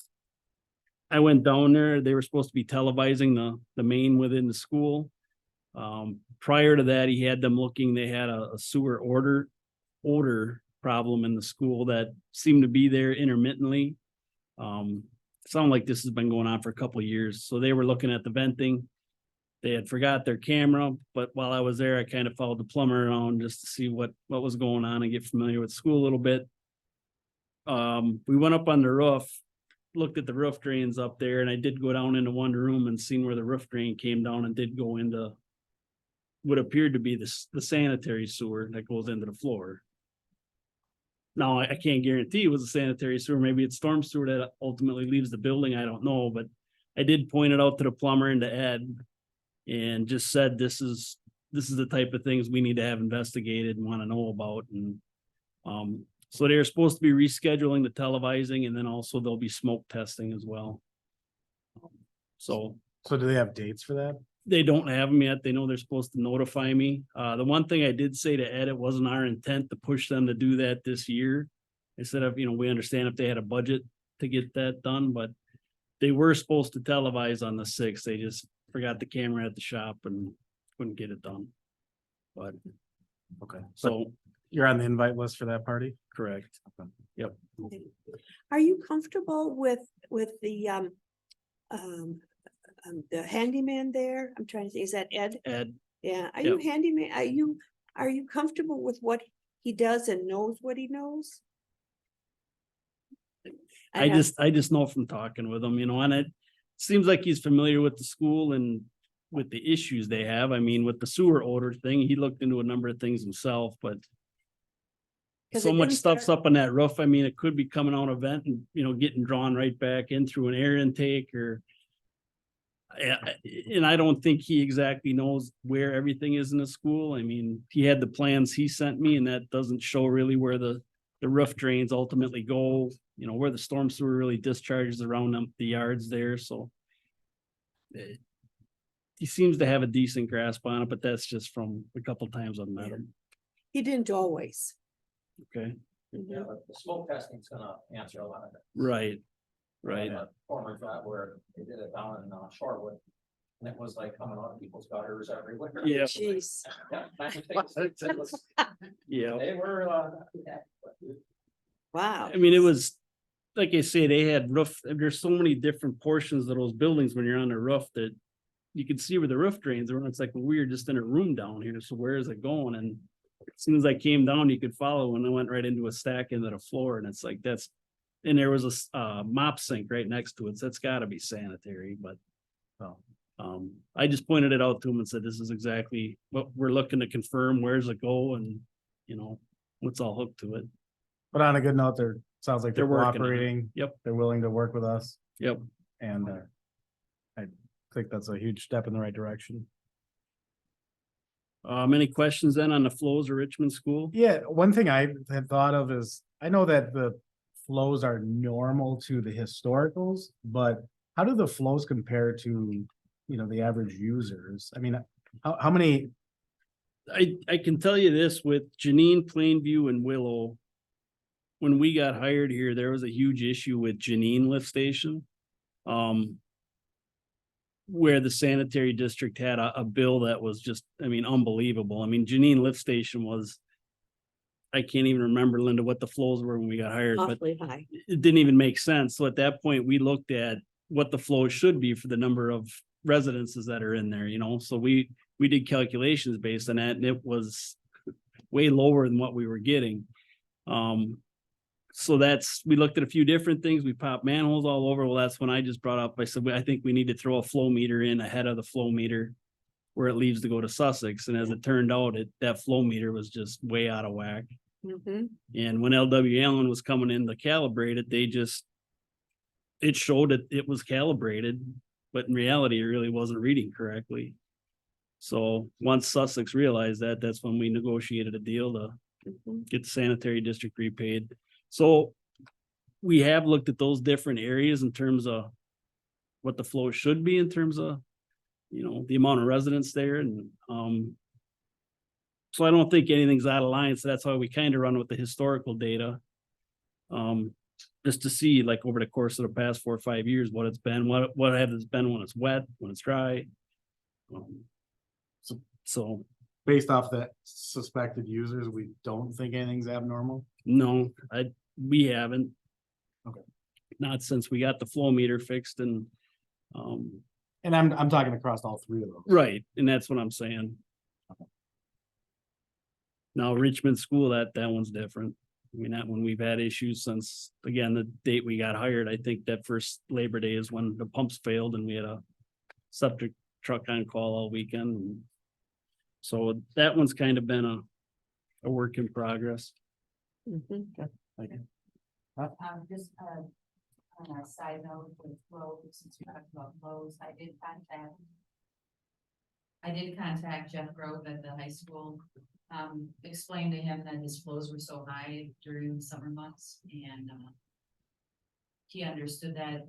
When I spoke with Sussex, they said it was mainly because they're on a meter on their water, and they were sprinkling the whole summer.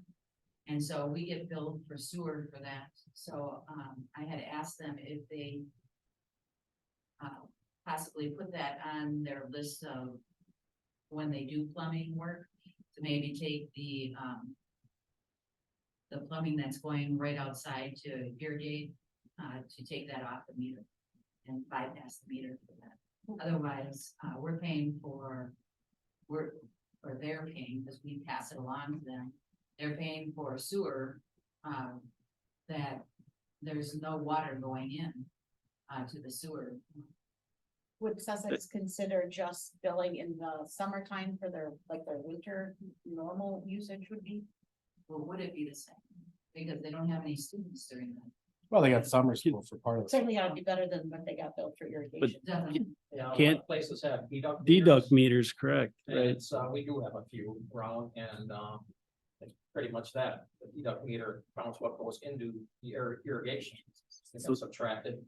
Right. That way. So something like that would work. He said he'd look into it, but obviously it's not gonna be one of his priorities, but if we ever worry about, our Capacity. our capacity, that's one of our areas that we're actually paying for capacity, or like we're using it and we're actually not. So we But wanna they clean should out be some of these charged things. pretty hefty for their sewer usage, though.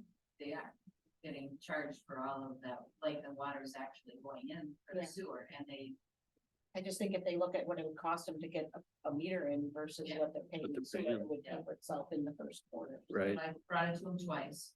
We talked about something else just recently, so I brought it up again. I said, since you're looking at dollars for next year, maybe throw this as a little project in where it's, because it'll help them down the line, because they won't have that sewer check. And we'll have our capacity. Have we sent formal correspondence to the school district? No. Just been. I mean, is that something normally communities would do? I mean, Well, I have an interest too, because You we do, have the capacity. you do for your capacity, they do for their bill, and I would think anybody that's gotta pay a bill is not gonna wanna pay for sprinkling their lawn. a sewer charge. Yeah, I mean, obviously it's a business decision on their end if they want to continue to pay high sewer bills, but it's concern of ours. And we have an interest in sewer capacity, Capacity, right? Yep. so. You want me to do a letter to them? Yeah, I would ask that they, I mean, As I don't know that we can long as require them to do anything, but We recommend. But I just explained to them that the village has an interest in it because it is your sewer capacity in the end that's getting used up that truly isn't being used. So, win for everybody. Yeah. That's Huh. us. Sure. right. They're gonna pay for it, don't have to. I will write that. thank you. Don, continuing? All right. No other questions with the lift stations or Richmond School lift station? Then moving on, Business Park East, I did get confirmation last week. All punch list items have been completed. With the exception, there was a patch out at the intersection of Town Line Road and Leeds Lane. I confirmed with Payne and Dolan, that's from the gas company. Confirmed with Payne and Dolan today that they got the signed contract from KS Energies to do the work. That'll be done either late this week or Monday, Tuesday at the very latest. So What about, all of the construction barrels that are I was, blown off the side of the road? I was emailing back and forth with Jason Meyer at the county today. I believe Butine Peterson said those weren't there, so I don't know if those are from the project north of the bridge, but The project. Or all of the barrels have been. okay. So I- these are all in our. I told Jason I'd double check on that and get back with him, so. Yeah, I mean, even northbound to westbound Leeds Lane, there's two of those. What do you call them? Tire holders that they throw around Yeah, the rings. They're sitting right in the roadway. because Peterson was down there last week they had a little bit of topsoil the county wanted done right by Augusta Way. And I had brought up to him any traffic control devices they got left around there. And he had told me they had got all their stuff, but I will get I on mean, it. because they're still working on Mill east of Town Line. And they're doing something with there's like a dewatering operation on the south side of the train tracks, and then northbound, they were excavating the roadway. Because I Okay, think they were replacing. maybe- These aren't even. I mean, most of them aren't. Yeah, I'm just Right. saying they are still working up there. They're just not working on the north-south corridor Right. from Leeds Lane up through the roundabout. yeah, I'll get a hold of Butine Peterson, have them check with their traffic control sub one more time and see. Looks like it's. Okay. Even if it's not. Right. Is that, I mean, is it something we can remove and they can figure out later? Yeah, there should be a name on them that, it's obvious who's got to pick them up. It can't be that tough. Or even put them in the development, I don't know. We'll just drop them off by that other country corner. You say nothing.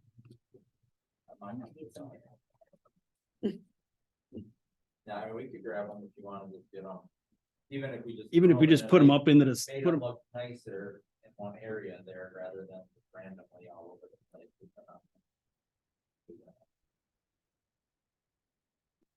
yeah. It's up to you, I'll make just, a note, And then I'll do a drive by next week, and if everything's still there, we'll just, that everyone. that area. I'll try to get them picked up yet this week. If they're from our project, I'll try to get that done. If not, then if you want to grab them, we'll continue to work on it. Aside from that, the only thing we're waiting on then in Business Park East, like I emailed Kathy today, is just a pay request for the final retainage. And whatever little landscaping they had to do along Augusta Way yet, that's all that remains on that. So the next pay request is the final. Manhole and sewer repairs, I have been in touch with Visu Sewer just to confirm that they are on for November. He did request if he could do it in the spring. I told him we just assumed we wanted the work done in 23, so he understood that and we're still on for Sorry. November for that. Sewer system maps, GIS maps, since the last meeting, we did update the grinder pump locations. Following the meeting, Joe had sent us the list of grinder pumps that he had. We kind of looked at that versus, I believe, what Mike had in the packets last meeting. We updated that. There were two properties that we noted we had questions on. One was on Cherry Hill Road, like noted in my report. I think, Mark, that's the one you brought up to me after the last meeting. As Joe found out, the single family that looks to be on that parcel now has gravity sewer. It used to have a grinder when it was connected to the duplex. Sounds like they've been separated, so the single family's got gravity sewer, but the duplex still has grinder.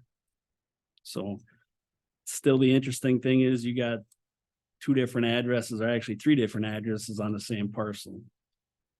The one might be a rental, the duplex might be a rental, but you still have another residence on this, the same parcel.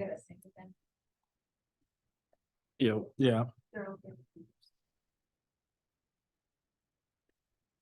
They're true, the duplex is obviously both sides are rented. They're rented out by I didn't know it was family members in there now. Are there? Cause I only know that because one of them called about a home-based business. I think it's kind of dangerous though to have a grinder pump with two families on one grinder pump. I mean, as long as it's sized correctly, that's all that Well, really. I mean, what's the administrative order to do something about that? Cause I'm guessing it doesn't meet our code. I want to take a look and see when this house was built. That's, Cherry Hill, and see what them. Long time, it's an older home, And then what about? older home. not new either. It's a side by side. Yeah. They're both older. I originally sold that years and years ago. Owned by the same person. It was at the time, Well, it's one parcel, so yeah. unless there's something we don't know about. Unless there's- And it looks like the garage for the single family got built right in the front yard of the duplex. I mean, it's interesting. Wouldn't have been allowed. I'll just look at it. Okay. Then the other address was W220N 8023 on Town Line Road. As Joe had pointed out, he couldn't find it. That address doesn't exist, so that must have been a typo on There's one the list. There's one number off on the address from the Hamilton property there, so I just think at one point it was written twice, and one was, they thought they were Hamilton both, and then it just kind of kept going forever, and then nobody picked up on it, because yeah, it'd be in the middle of a field pretty much. So otherwise, the updated maps correspond with the list that Joe had given us. No questions on that. The last thing I had was, I do, on that note is the property, that's a large property on that corner. Is it supposed to be identifying the house that's, I think there's a black gate in front of it? That house is, I don't know it off the top of my head, but the address for that house is documented in there. Cause that has the air valves, release valves in the back with the manhole that we have to maintain, so. That's all documented, that property that's there. This address would be, I believe, if I'm correct, between Plainview Road and their driveway. Yeah, it's like a pond. I think. Which is, it's their big, I don't know, they have multiple acres. So. Right. Yeah, that one's 8073. yeah, I think it's, that's why I think it's a And was it typo. 8023? So I right. think, we just think a 2 and a 7 one day got a little mixed up, and it just kind of went forever and never got picked up on, Mhm. I'm guessing. Thank you. These actually they're connected behind, the lot behind. Isn't that the one down, that on Town Line Road, they're connected from the back? Because I know the engineers, when I came on, we found what they came from the back. None of us knew this at all. Yeah, for the sewer, the connection is Yeah. through their backfield, the horse pasture, and it Yeah. goes in the Plainview Parkway Yes. North subdivision. It's not on Town Line Road at all. No, I'm Right. sure John's fancy little map, I think, had a little, you could see where it went Mhm. back to the west. Long line, long Mhm. pipe, Mhm. how that ever was approved. Yeah. Well, it's gravity though, right? Or is it grinder? It's a grinder. Grinder. Mhm. And they're very vocal about it. Okay, Anything else? thank you for the report though. I did have the one item left, just that Circle Crest Park site Yeah. subdivision. Yep. Let's call it, 6A, discussion and necessary action regarding future water/sewer service to Circle Crest Park subdivision and recommendation to village board of same. Mhm. Okay, Kathy and I did have a discussion, just regarding the project in general and a schedule for it.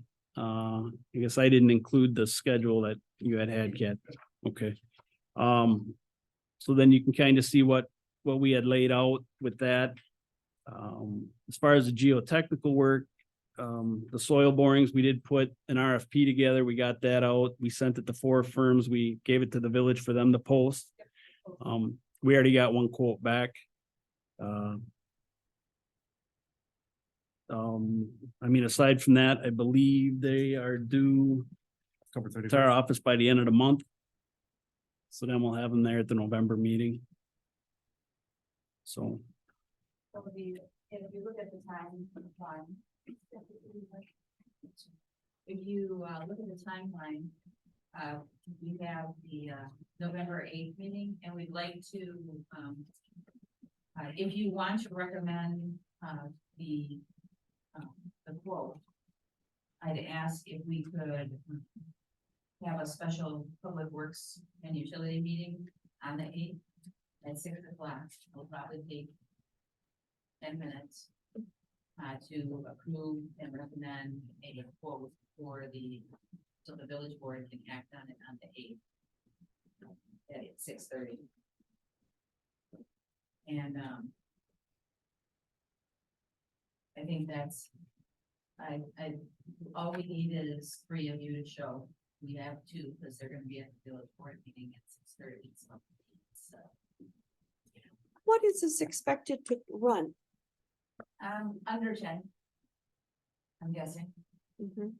So And if who- it was 25, we'd have to go through a very large process, but. And is the district paying for it? This committee?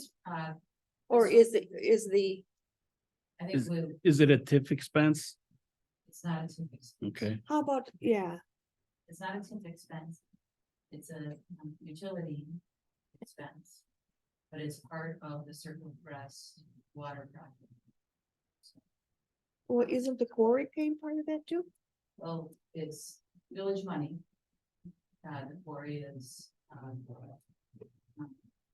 giving us money quarterly that we're putting into that fund. Okay. And so it's up to the village board on exactly how they want to fund this. But this is our first step in finding out the depths and finding out, Right. what else. It'll allow Humboldt to get the next step ready on their design for an RFP Okay. All right, thank you. for the construction.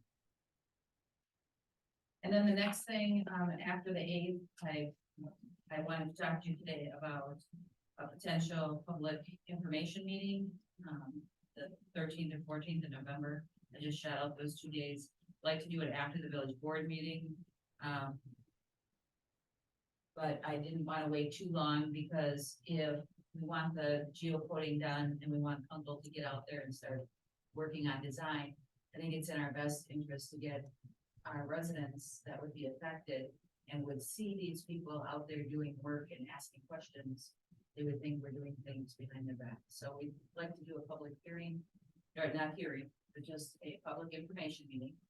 And just we won't have numbers for them at that time. We're just going to say what the process is, that we're doing the geotechnical seed. We're looking at possible sewer and water, that kind of idea. This is the route it would take. What date are you talking about? The 13th or 14th of November, I had. Okay. We do it obviously at the Richard Young. We would send a notice right away for, to the residents and to each of their homes specifically that are going to be affected, and then they can come and hear what we have to say, and we can hear what they have to say and what their thoughts are on the project. So nobody's walking in there. Okay. we just thought before, you got a geotech company out there doing soil borings in the road in front of their house. They're wondering what's going on. Next thing, Exactly. we're out there doing field work in front of their house, right up to their house. So we know what first floor elevation is. That they have an idea what's going on and why people are out there. It's a kickoff meeting. We're gonna have we'll have another public informational meeting after this with more information. So then, I guess I don't mean to interrupt you. On that comment though, what work is gonna be done in the first part of November from a geotech standpoint? They'll be doing the borings. And what would be, because I mean, is there a lag between the approval of the quote and the start of the project for that? Well, based on what we're telling them in the proposal is we'd like their soil borings yet by the end of November. Probably the last week in November, which they can normally turn around soil borings for you pretty quick. What takes a while is their report. So then we told them we want their report in December. The main thing we're trying to determine with the geotech is just what's the depth of bedrock. So then we can get a quantity, you know, when we're setting our sewer grade, we can get a quantity for rock removal because that's an item that costs a fair amount of money. So you got to look at what makes sense to keep running gravity sewer really deep in the rock, or do you start looking at running it shallower and going to grinder? So we need to make that determination with everybody here. I guess I think it should be a village board decision to hold that public information meeting. And just on this outline, I don't think we're gonna have the time because it'll be November 8th when the village board would say yay or nay on when to happen. And then it's gonna happen the 13th and 14th. I mean, just the thought I had on the timeline is why not just introduce the project via letter to, I mean, it's a small subdivision. There's what, 50? the subdivision and a few houses. Along Silver Spring. Yeah. So why not just craft a letter that says you're gonna be seeing this? We are putting together information to hold a information meeting. Maybe that if that's. I don't know, just an option. I just thought. I just know that, you know, I've been getting calls to see how it's going. Oh, I've been talking to Nate from Landstone or another well got put in. We're all talking in our subdivision. Some people are saying this, some people are saying that. And so they are just, they're concerned that they're not getting. Yeah, I think a letter can address that, but we're gonna hold a public meeting to tell them, hey, just so you know, there's gonna be some men or women moving through your subdivision doing something you have no idea, or we have no idea what we're, you know. I'm happy to send it out. And just give them the expectation that there is a meeting. Yeah, and that's why I wanted to bring it to the committee to see what your thoughts are. I don't know, I'm only one. Obviously, you do a public projects a lot more than I do. Yeah, I think there's some value to what you're saying, because we're not really gonna have much meeting, information for the meeting. They're all gonna wanna know what it's gonna cost. Yes. That's, Right. they're gonna be primary concern is how much is it gonna be? So even if your letter is crafted in a way that says, these are things that we need to find out before we can even have anything of value to discuss at a public information meeting. So, you know, don't be surprised if you see these surveyors and soil boring crews and so. And we do the same thing, like we have water shutdowns. We go and deliver, we actually put them in their mailboxes, but know that get ready, it's coming this week, and it works out very well. A lot of people don't go in their mailboxes that often. As they should, or that are right too, but yeah, that's fine. You know, you're being forward to them, but no. Yeah, and it may not even stop all those phone calls, but it certainly. I think it would be helpful because we're not gonna have enough information. Yeah, I just think strategy wise I mean, people want answers when a meeting's held, and a lot of our answer that night would, just because of where we're at in the process, be like, well, we'll have to get back to you. Stay tuned. They're gonna ask that night, even Yeah. though you put it in. Yeah, a letter. exactly. They're gonna say it. You know, and they're gonna call and I suspect unless they've had an issue with the well, they're maybe not even noticing that the project started. And we don't, I mean, we don't even know the scope of it because the board has to meet and convene and weigh the options when the costs get through and. Yeah. Okay. All right, so I'll have our letter ready for the 8th, so then you guys can, the board can see it and approve it. The board, before I send it out, so we make sure that we got what we want to say to them in there. Are you okay with doing a special meeting on the 8th to, approve the quote? Yeah, I mean, And then, you guys will obviously have all the quotes. Yep. Yeah, what I'll do is I'll put a little bid tabulation together so you don't have to flip through every quote, so you can see. however And you many get we- to that before that meeting then? Yes, yep. Perfect. Yeah, we'll have them on the 31st. We can turn Okay. that around. next Perfect, day. thank you. and then Fungal will start on the 15th, but I guess you can start anytime that, once the letter is out. Then the Public Works meeting, we would get January 17th, we'll have the final report. And bid docs at that meeting.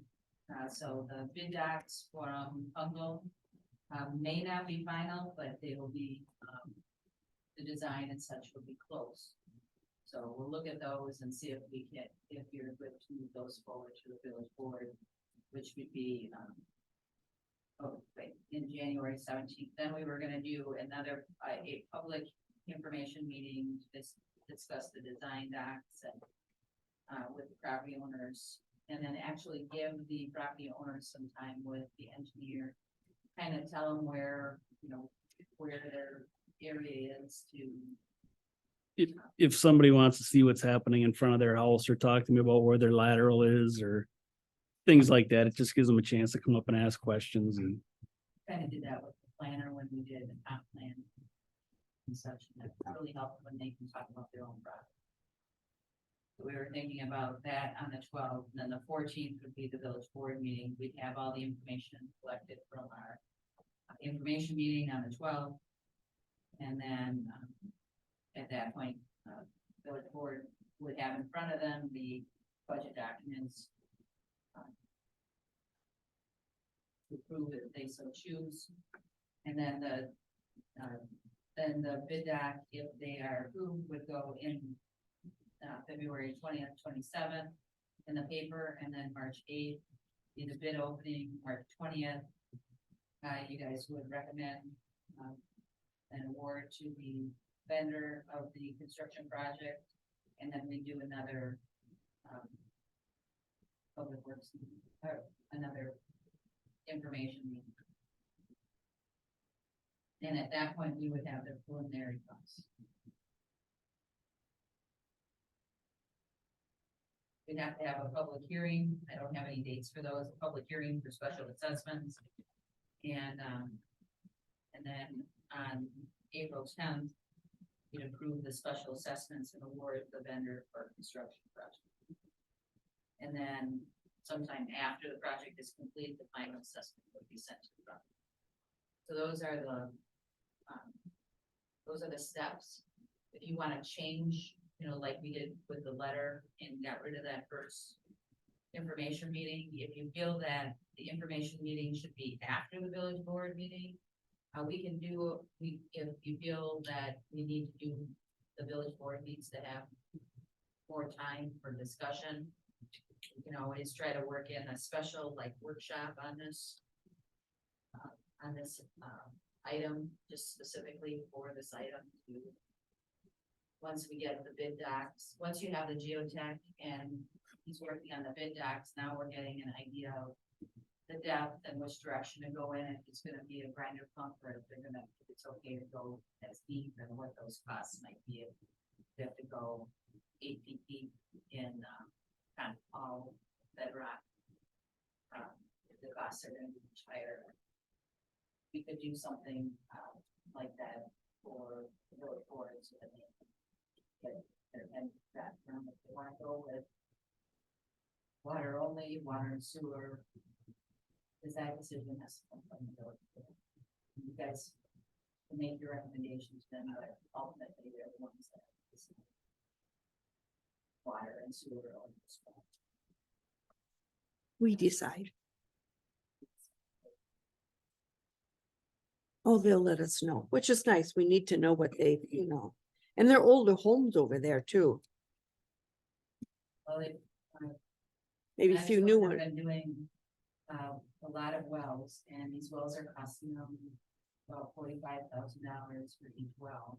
Wow. And so they don't want to continue with this. Mm-mm. Their insurance company was going to, write a letter to us to move forward because they put something in place for us to put water in. And now their insurance company is doing what costs a lot as well, so.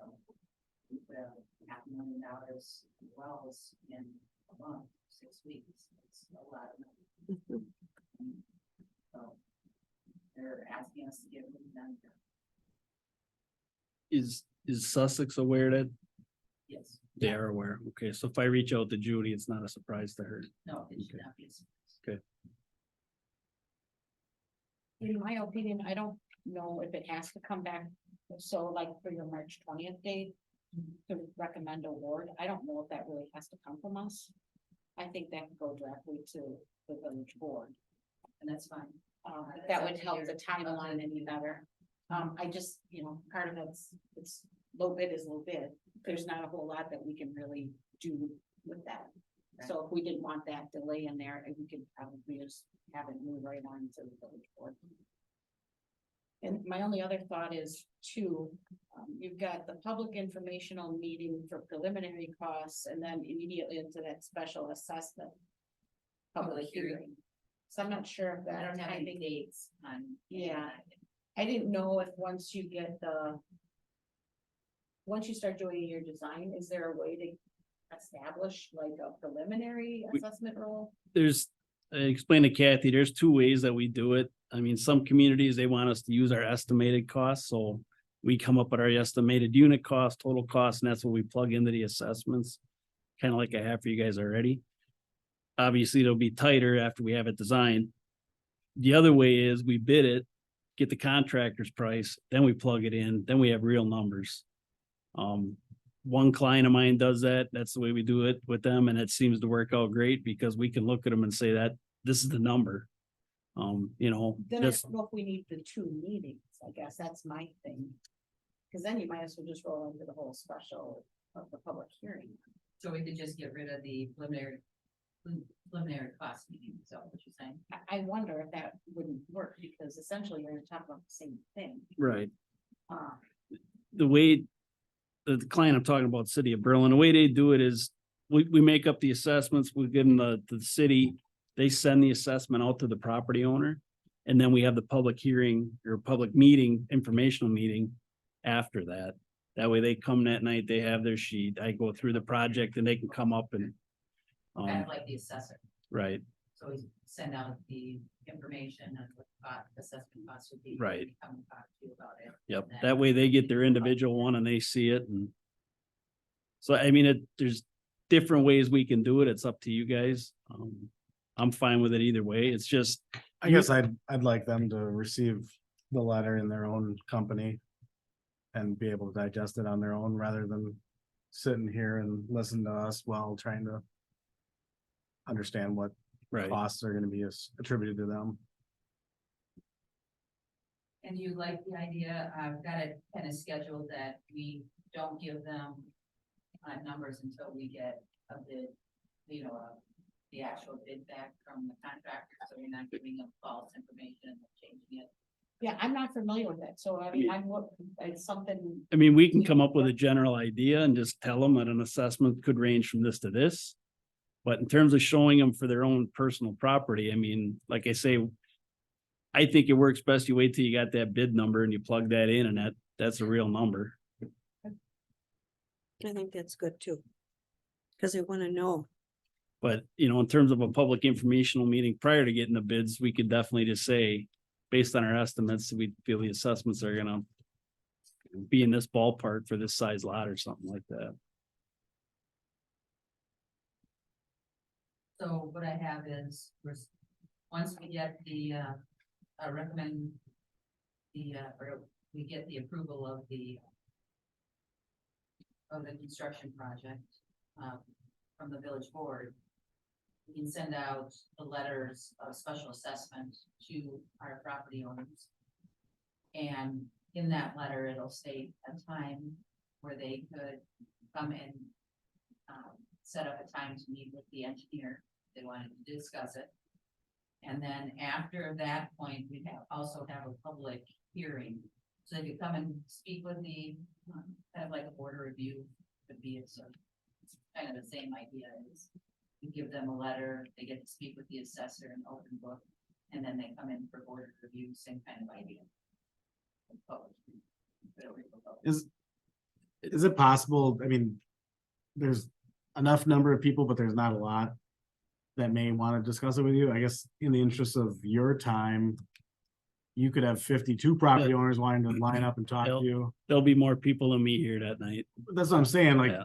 would it be available, I mean, would it be more amenable to you to just have a business hour set as far as like blocks? That's the way we normally Almost like do it parent is teacher conferences? we'll set it up for like 3 hours and they can come and Well, like, almost where they could. where they schedule it, 'cause you're saying? Yeah, they're not gonna essentially hear every neighbor's concern, right?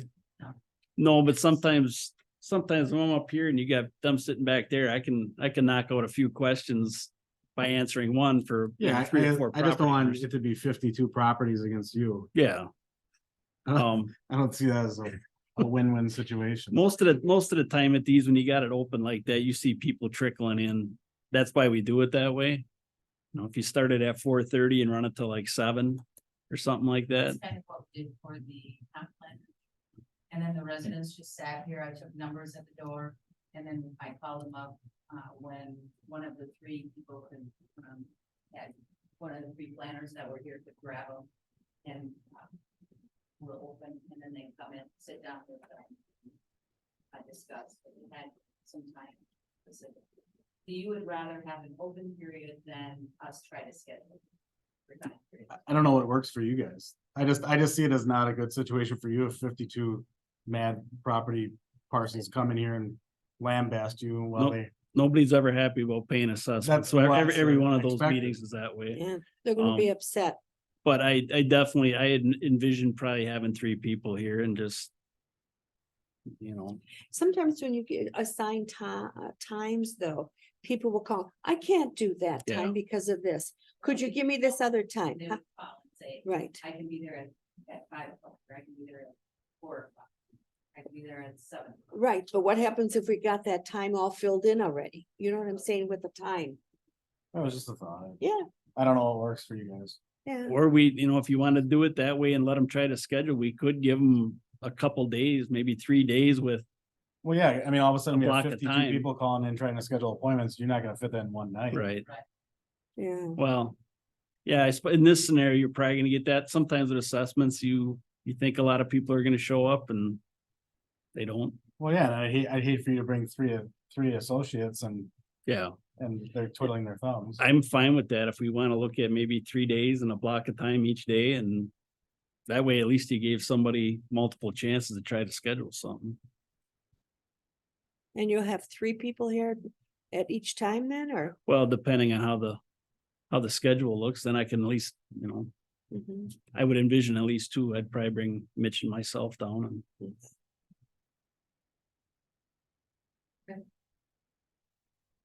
So on this, are we just passing information to the board on this schedule? Yes.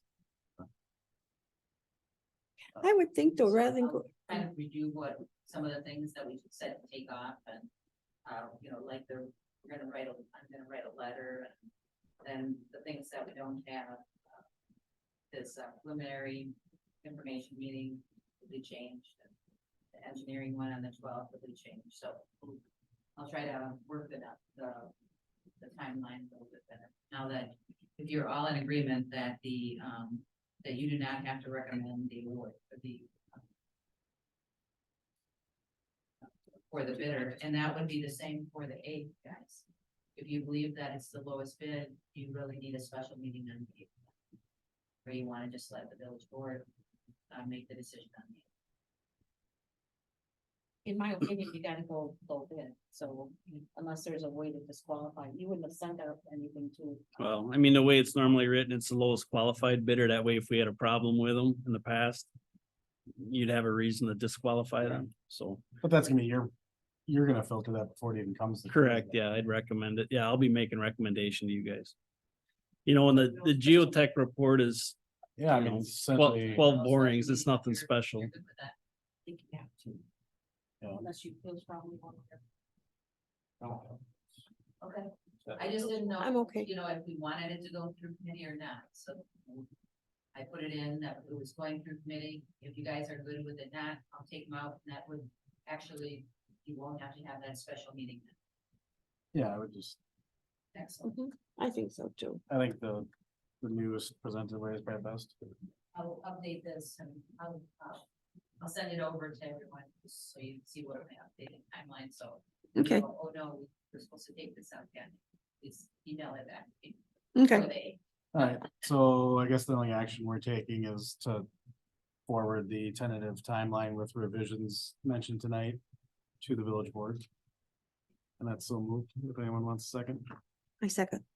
Motion made by myself, seconded by Linda. Any further discussion? Hearing none, all in favor say aye. Aye. Any opposed, say nay. 4-0 passes to board. All right, discussion only regarding preliminary draft updates to sewer code sections 18.05. Individual grinder pumps through 18.08. Public sewer main extensions. Okay, so, and we have, in the packet, two documents. One is the red line, and then one is, with those, red lines, and the red line. And I copy them, but you'll be able to see the process.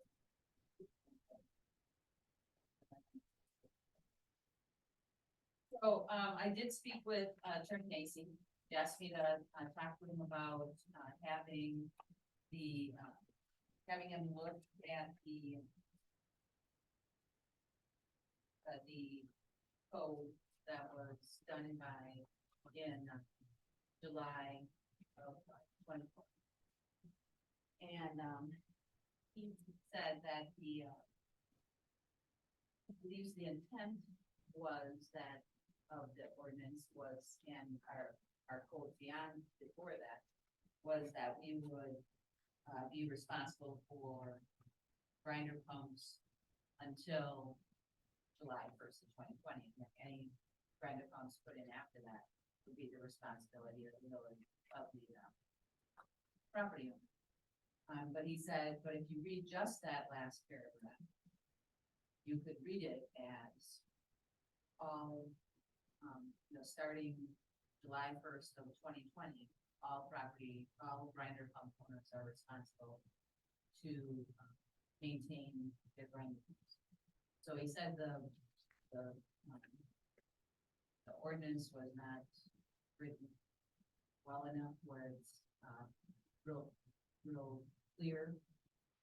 And, but that he also said that if the committee and board decide that they want to, whatever direction they want to go in, they can, we're rewriting the code right now. This is the time to do it because we've changed from a sanitary district to a utility district.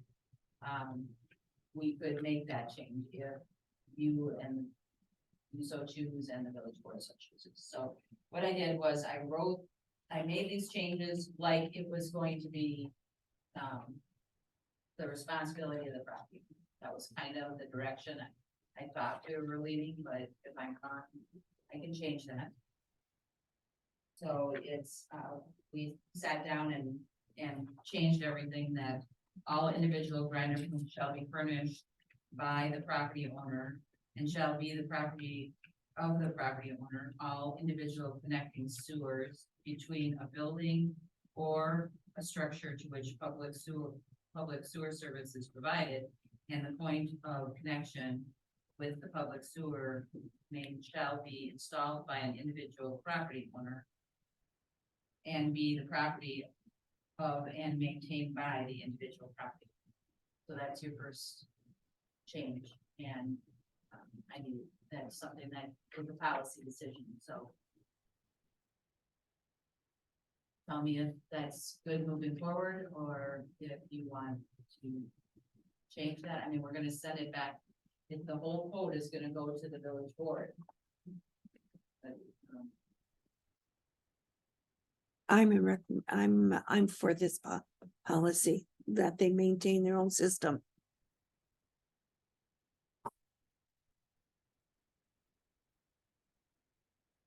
I concur. I know Joe Everly does as well. Mhm. Only because I. We will be having people here. We will be having people here, especially one specific person gathering everybody, but you know, I did not know that on the code that as of 2020. Yeah, it was July 1st, 2020 was. Yeah. Ordinance specifically said that anybody after that would. be required to Interesting. Maintain, so it could be read right away, and I think, Mark, you were reading it in opposite way of that I was reading, and that's why we brought it to Attorney Macy to get his review of it. He did not put that review in writing, otherwise I would have sent it to all of you. We were at a staff meeting, Mhm. we just sat down and spoke about it. Okay. So I guess before we move forward, Mark, do you want to see if the whole committee is there or something like that? If you think it will keep it the same? Yeah, I guess I only need to hear from Dan. Yeah, I think so. I also concur. I think I made my point pretty clear last time and I still stand with it. I haven't gotten any, I mean, obviously it was a public meeting, it was recorded and published. 0 people have contacted me directly to. And I did make sure that I put on the agenda tonight. Rider pumps, so it was very transparent. It wasn't just the code numbers, it was actually what we were gonna be discussing. Mhm. So this is the second time we discussed it, but the first time it was just code numbers. Mhm. It you could have slipped through something this time, it's specifically saved them. So in B, I still have to check on if this is a correct administrative code chapter. I'm not sure about that, is it? I think it was DSPS 383 or FPS 383. It's referenced further in. I did notice it. Further in, it's referenced. Okay, so it's SPS 83. I think You may still want to double check that, but I think that's what it is. all right, thank you. So with that change, the maintenance, repair, and replacement of any individual sewer pumps shall only be performed by a licensed plumber.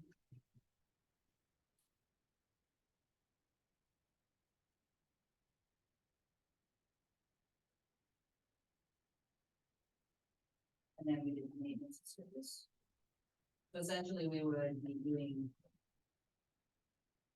Oh, so I wanted to check to see if you wanted to.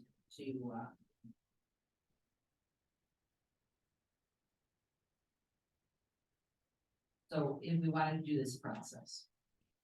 On B, Say that part again? I wasn't sure if you wanted to do process D, and David on page 13. Okay. I think you'd want to keep it in there in the event that, say, they have an open sewer next to a pond and we're gonna have clear water flow. So it gives us the ability to address it early on and Okay. instead of going through the, like a condemnation kind of thing. All right. Everybody else good with that? Mhm. It was just, I wanted to make sure that we wanted to. do that. Okay.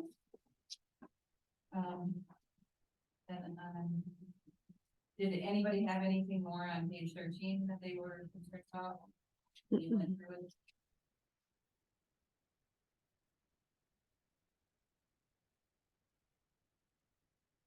Anything on 14?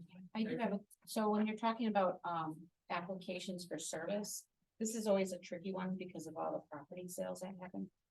But periodically, what we've done now, will in our newsletter, and I know that the village has stopped sending out newsletters, but we would send an application a blank so that if you're moving into the village, please let us know, or somehow we have to give them opportunities to know that that form exists. And then at the bottom of the form, it says you agree to follow all ordinances of the utility. There's a disclaimer thing, so. And we do put a packet out for all our. Oh, okay. new residents. Okay. So, and just so you're aware, on our website, we do have the Gazette is on there. Yeah, that I knew. I just, just to have a paper form for people to fill out. And we do that, so then, we do a new resident packet of information because we want them to understand what we do on our website as well. And the dog licensing and things like that. Okay. And then I do have other comments on 14. Yeah. So I am concerned about having the sewer to more than one building. And even if you want to define it to like. If that whole thing with the multiple houses on one. It's the only one in the area that I, So, which number? Or letter? so it would be A. Sorry.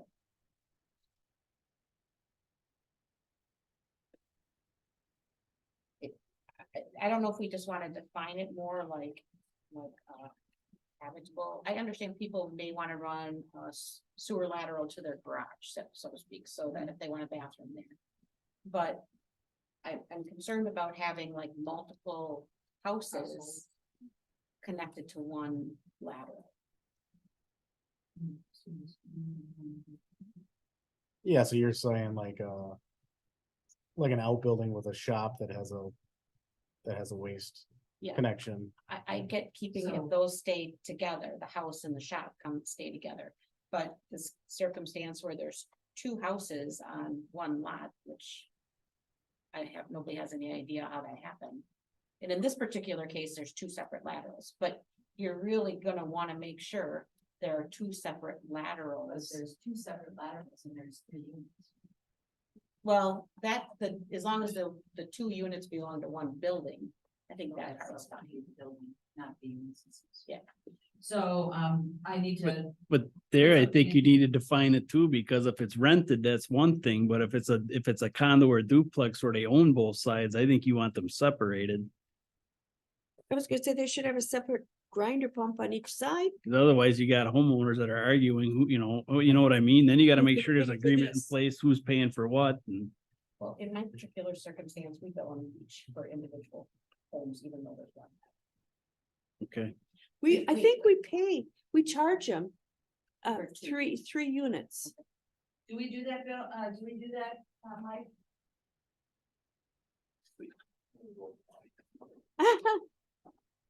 Did you hear the question?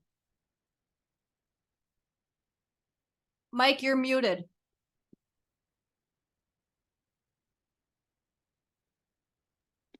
Yeah, they're charged for all 3 units. Yeah, Okay, Thank you. but they have one grinder pump. well, they have two laterals, Well, or one right. grinder pump for the the duplex, duplex. and then one lateral for the house. But we were just talking, do you think we should have a grinder pump for each side? So it's not over, but Yeah, so Mike, under the current way it's done, if somebody had an accessory structure that had waste in it. What you're saying is that there would be 2 charges for that property? mhm. Yes, if there's 2 living units. No, yeah, I guess that's the clarification we need though is. Say somebody wants to put a waste. A toilet inside of their shop. And then they run back to the plumbing in their original house. Is that 2 services that they're getting charged for, or is that one? Right now it's one, because there's only one connection to the sewer main. And it's for the whole set of living units.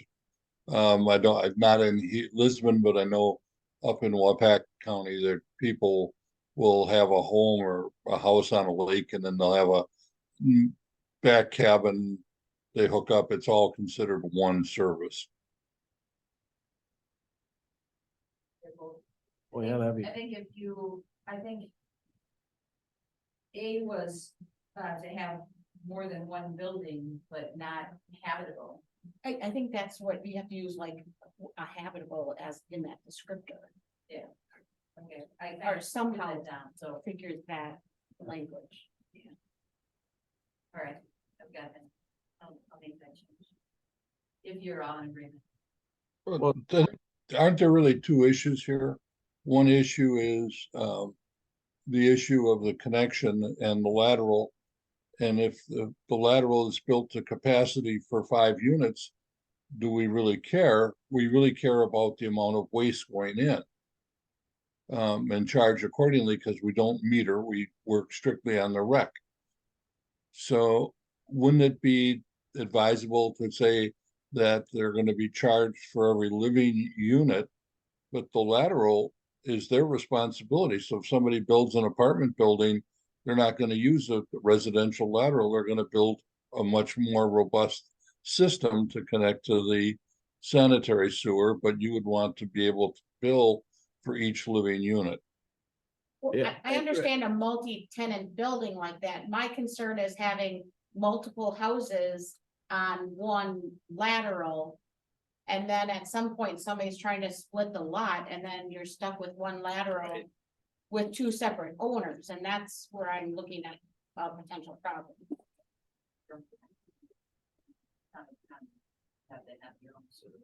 Yeah.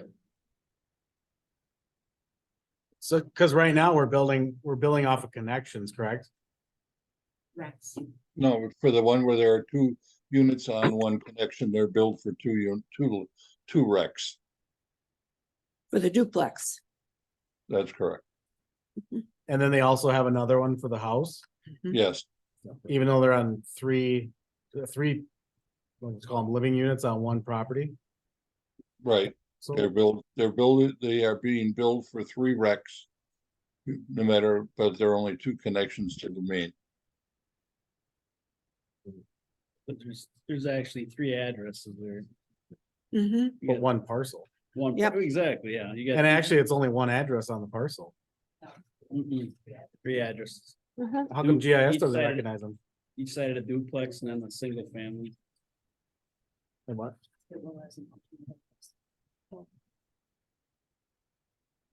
Okay, I got it. So they're only paying taxes on one parcel though. Yeah, one parcel, two. Buildings. Duplex and a. Yeah. So there, this has to be paid for an outbuilding.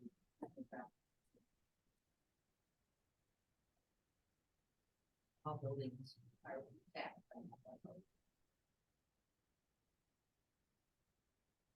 They just have different- So I don't think our discussion here has solved Jane's concern though. I think she understood what I was talking about. What? So we're going to, allow the application for service, to more than one building as long as they are not habitable. One is a habitable and another accessory building. So I will get that in there. What is that? I'm just thinking building wise, what about a mother-in-law suite? That's unattached. That's not- That's attached, maybe? Usually mother-in-law suites are attached. I thought I'm just trying to think back to what our code is that addresses. Like a living unit in A living unit in a garage. detached garage. Yeah, say like you have a detached garage and there's a living unit on top of it. Now you have a second. They have.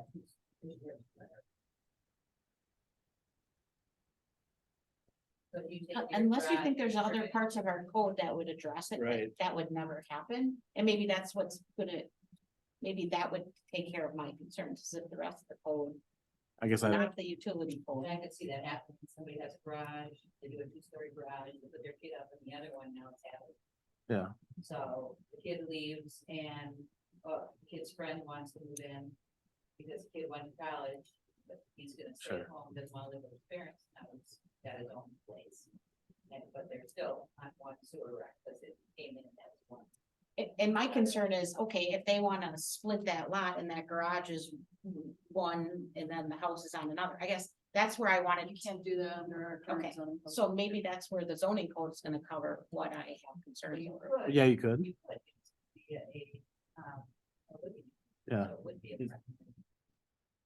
Yeah, if you make two primary structures, our code allows for that.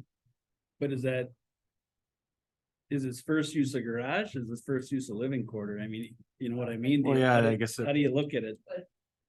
But I mean, my son's house is a garage, go under, and his house is all up on top. Yep. And so it's just an underground. Well, I think it's attached versus detached is the problem here. But under our zoning code, we have a minimum square footage for houses. For living units.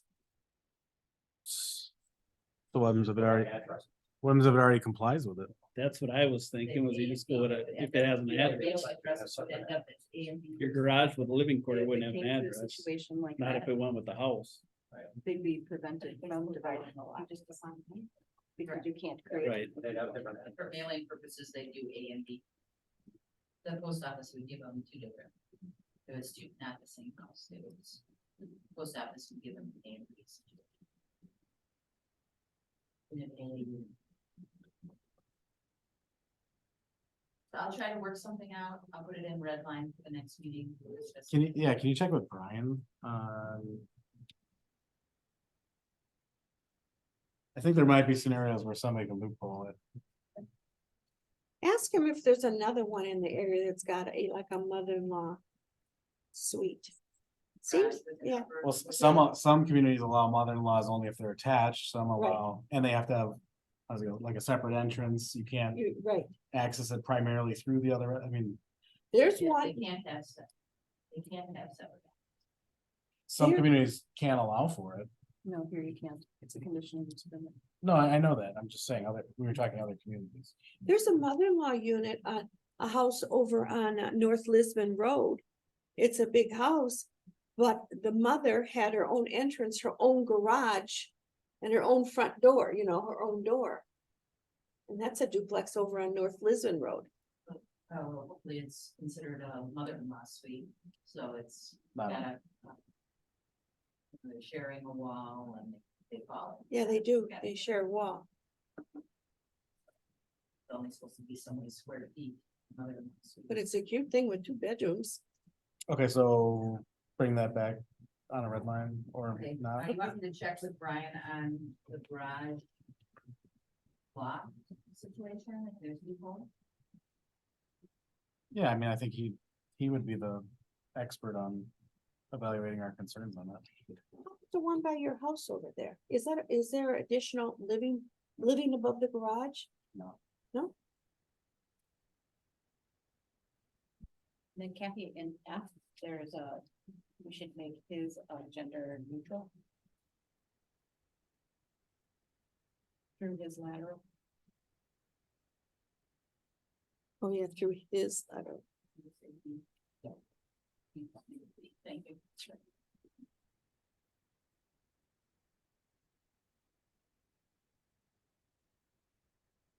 Anything else on 14? Mm-mm.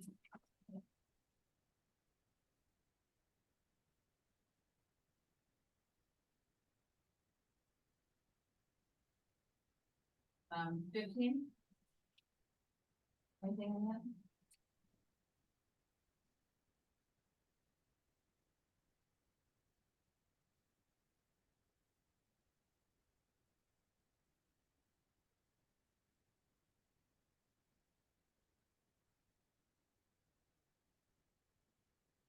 All right, 16?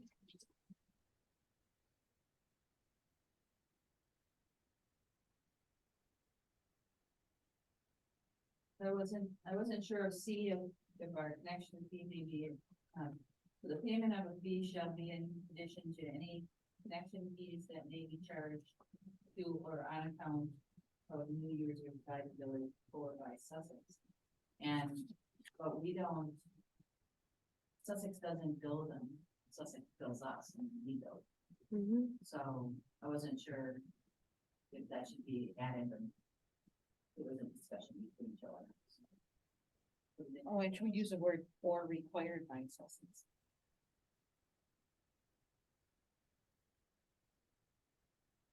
Should it be and or required by Sussex? No, because we could have,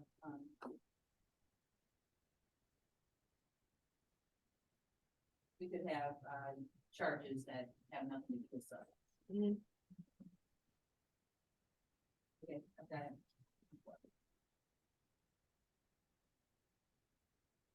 Anything else on 16? 17?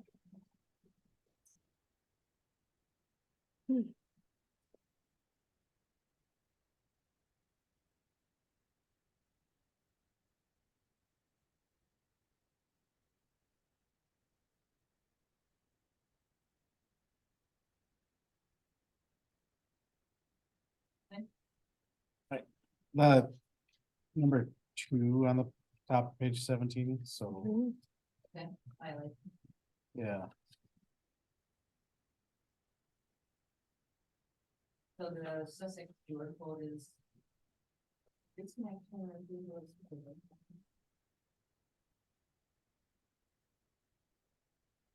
I only thought they could be using our. They could be using our utility, but being complying with our code, but I mean, what teeth do we have to say they can't violate Sussex's? So when you're talking about like your sewer service agreement, like especially when you get into the commercial and industrial type applications, you could have your industrial customers dumping acid in the sewer. It may not be, you know, and basically part of our code is gonna always reference this Sussex code anyway. But so I originally had the Sussex sewer service agreement. You know, our Sussex agreement and not the code. But it was thought that I should say the code. I think you wanna use the code. Okay. Or you may want to say something about Sussex sewer service code per the intermunicipal agreement or something.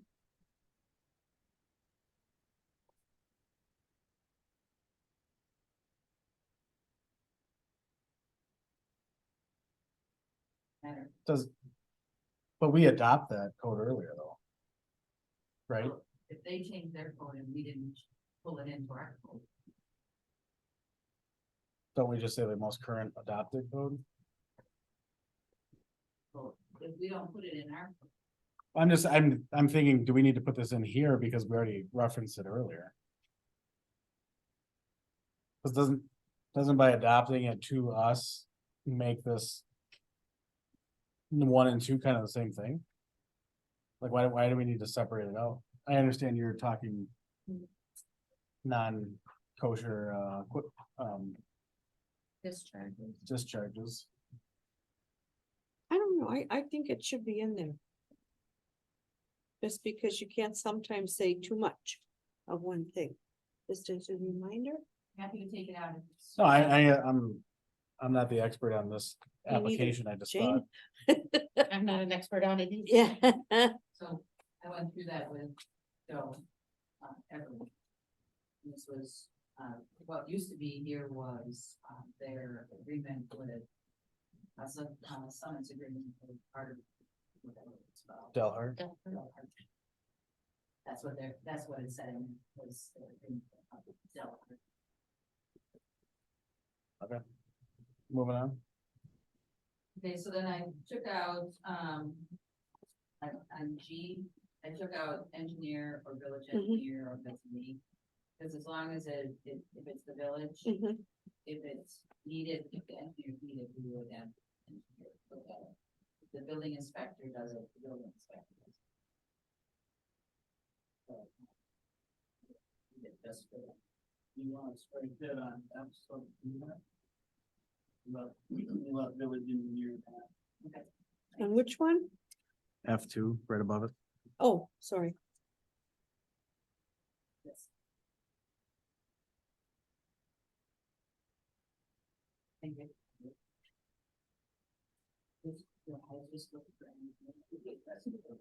Yeah. Anything else on 17?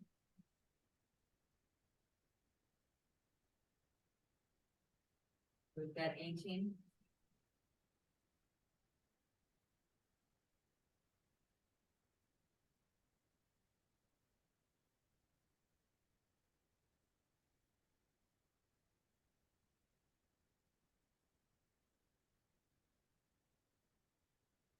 So this Uh, is actually our. What we're doing right now. We're making the property owner know that they need to connect. And then we gave them this information saying that. That we can impose a standby charge. In excess of 12 months. If they fail to connect. So, but our attorney thinks that's just a little certain.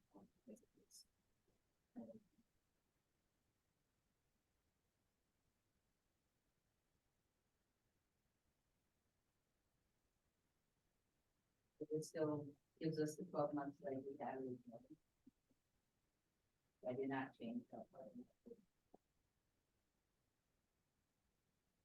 All right, 19. Oh, sorry, 19. So- yeah, a question. Go ahead. Sorry. I was just gonna, while we're on the standby charge, that's in addition to the quarterly charge.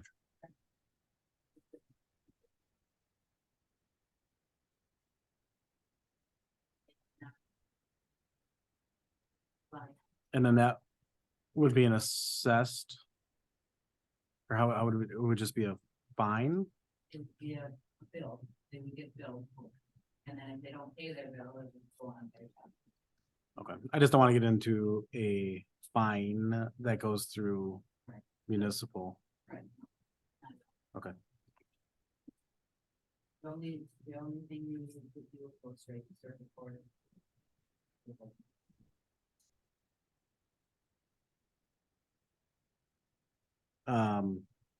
So then at the end of that paragraph, it says and slash. On page 18.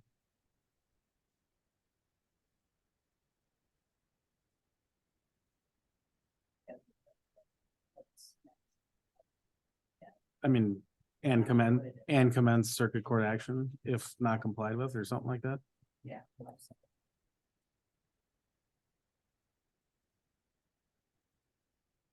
I was just saying like, the top line, connection to the sewer system other than the building sewer connection shall be done in accordance with the state.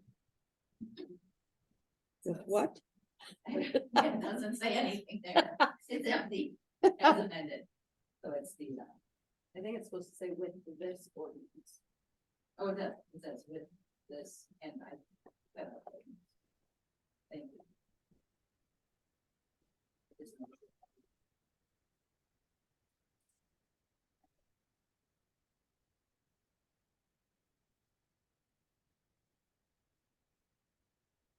Anything else on 19? I have a question about, number 7. Number 7, backflow concern. What do they mean by a backflow preventer? If you know, do we really want to put that in an ordinance? I thought it was more like, I don't know if you want that or not, but I didn't know if that. We can take it out.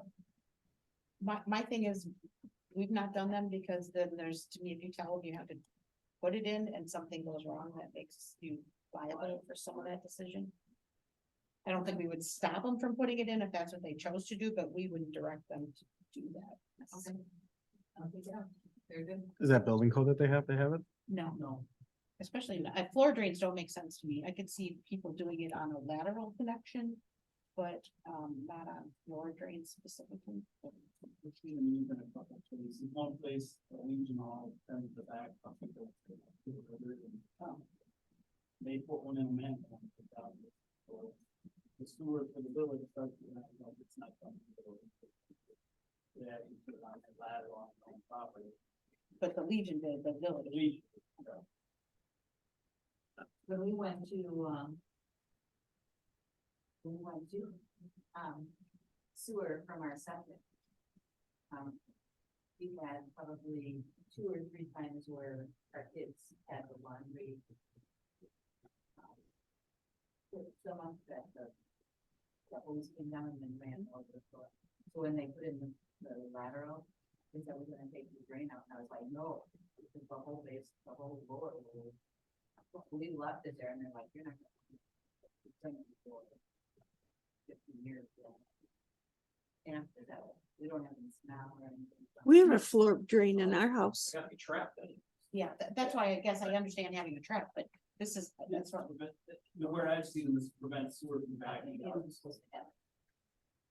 like, ooh, not this. I should fill that up. No, you're good on that, one, but it just, I don't think we as the village should be directing them to do that on their private property. Okay. I got it out. Okay. Anything else on 19?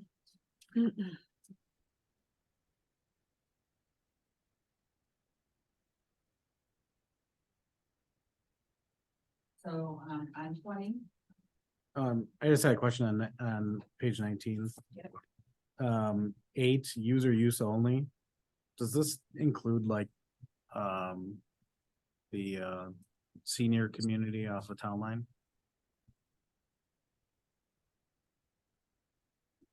No, The senior, you, you're talking about the multiple. oh, yeah, mobile home park.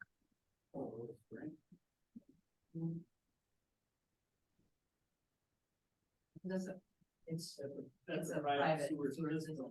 all of it? Yeah. Yeah. All the way out to the road is? Yeah. Okay. We don't own it. Okay. And I'm gonna put in public. Okay. So then it's. things that- And 12, the road opening permit, I've asked Nick to gather some information, because right now our road opening permit is $50. That doesn't take into consideration, putting in sewer in a road and, type of inspection that's needed and such. So he was gonna do some, looking into what others charge for the different levels of road opening permits. And we'll bring that back to us.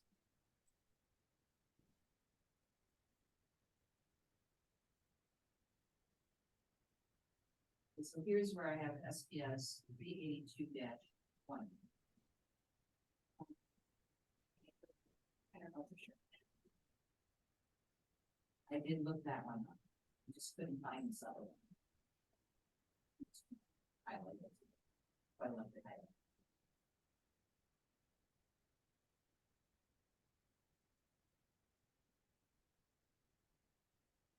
I think just on 14, the second Sussex sewer is it's SERER.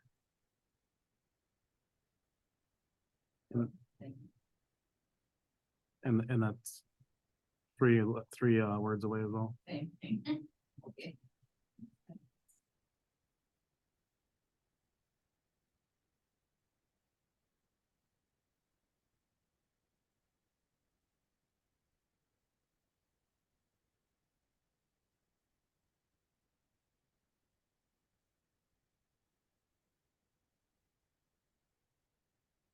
One. Of the use.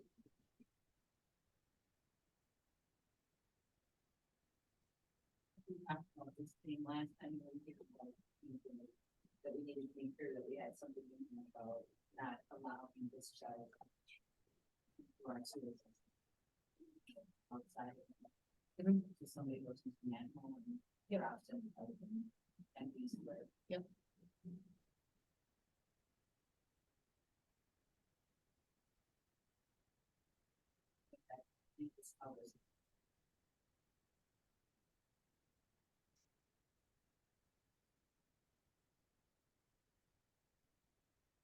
I think I saw this is page 21 and the next is 23.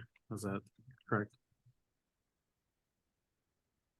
But it looked like there was something missing because page 23 as presented starts on letter F.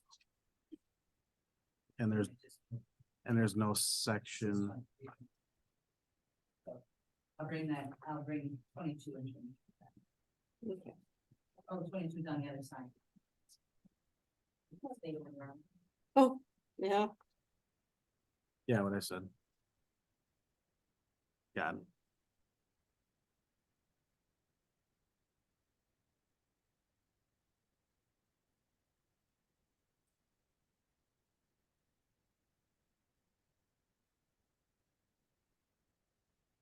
Anything on 22?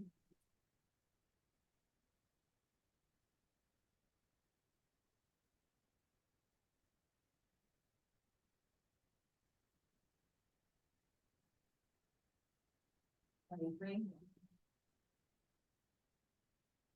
Only thing I saw was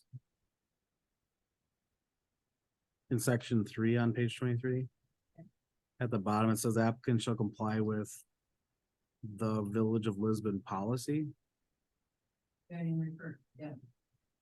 Regarding reimbursement of professional fees. That's just in policy, not in code. Alright. I'm good at I'll check if we do have something else. to do.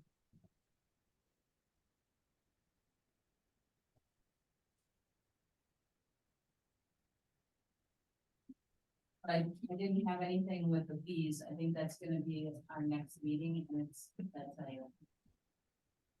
cumbersome. We're gonna really need some help on that. So That's, I was just gonna That's ask you not about the real. fees. That's not real straightforward. Are you talking about when they don't pay For them a too? for a novice on sewer, the next section was real difficult for me to try to maneuver. So, Okay, yeah, I was gonna say, at which point is this going under legal review?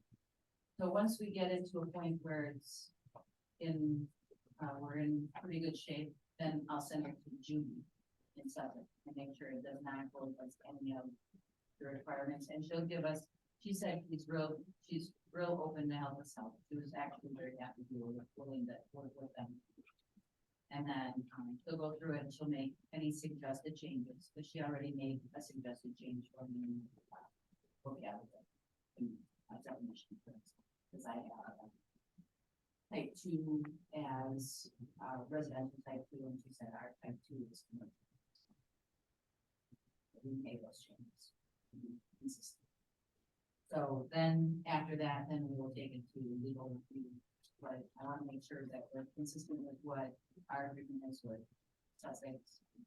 Before we go to legal and legal does something totally different and they bring it to Sussex and they're totally, that's what we started with in the first place and we got to go back to legal again.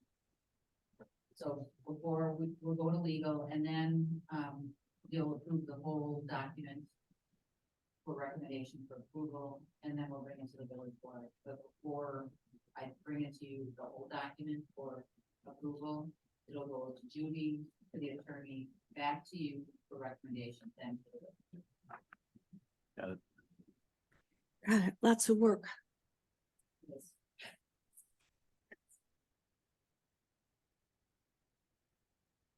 All right, so that's all the unfinished business. We're moving on To eat. to resume 7E, discussion necessary action to adopt a policy for managing fund balance in utility fund and recommendation to the village board of the same. Okay, so, you asked me to come back with two different things. This was one of them, the fund balance and the fund balance.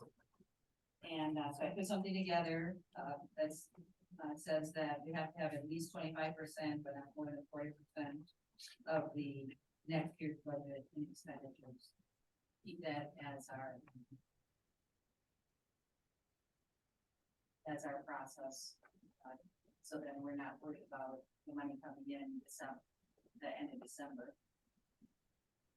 To pay the bills in January.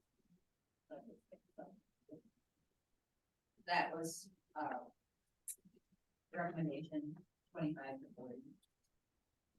Then, after the audit annually, anything that's over 40% will get automatically moved into the equipment replacement fund for the sanitary. So we don't have a lot of encumbered funds, unrestricted funds. So if somebody can't come back and say that we're charging more in than we need. Yeah, one thing I saw on that was on the basic policy.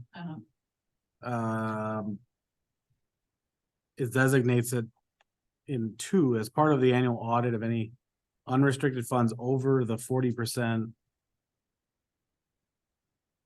Restricted for equipment replacement. Yeah, do we need to say it has to be for equipment replacement? Well, that's we're putting it as a restricted fund. So do you want to put it in some other restricted fund? Well, yeah, I guess I was saying if I was thinking is there alternate restricted funds that we can have other than equipment? But by this policy, we're only limiting the access to go to equipment. Why, can we just put the period after restricted? As determined by the village board. Yeah. Cause I guess I would hate to have a fund that's created and doesn't allow any spill into it because of this.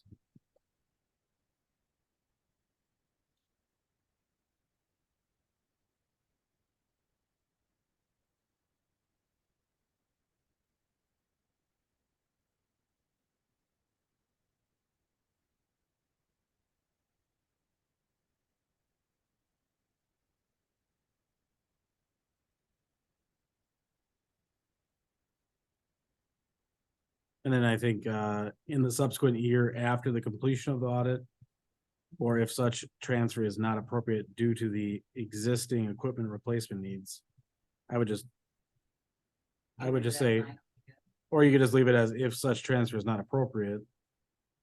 And then strike due through needs.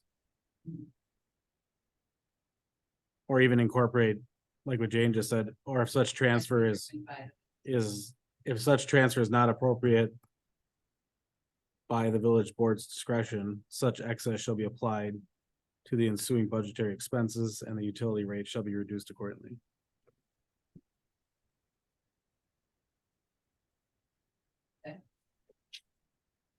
I have a dumb question. Because the money that's going in there is from the old sanitary district, right? If we didn't have that money there, would the village have to put money into this then? I think if we ended up with, let's say, a pump house or something like that went bad, and it was gonna cost us $2 million, and we only had $400,000 in our replacement, we would have to come up with a bonding that the sanitary district or the utility district would cover the costs on, and that would be paid for by rates in most cases. Yeah, no, what I'm thinking of, that's not what I'm talking about.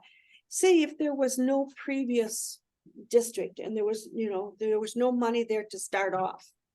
Would the village have to take some of their money to put it in the fund to fund this stuff that we're talking about? You know what I'm saying? Yeah, I think in most cases, if we were starting a new for the first time, starting a new district, I believe we would be doing assessments for all of our all the pipes that go in the road, and we would be assessing.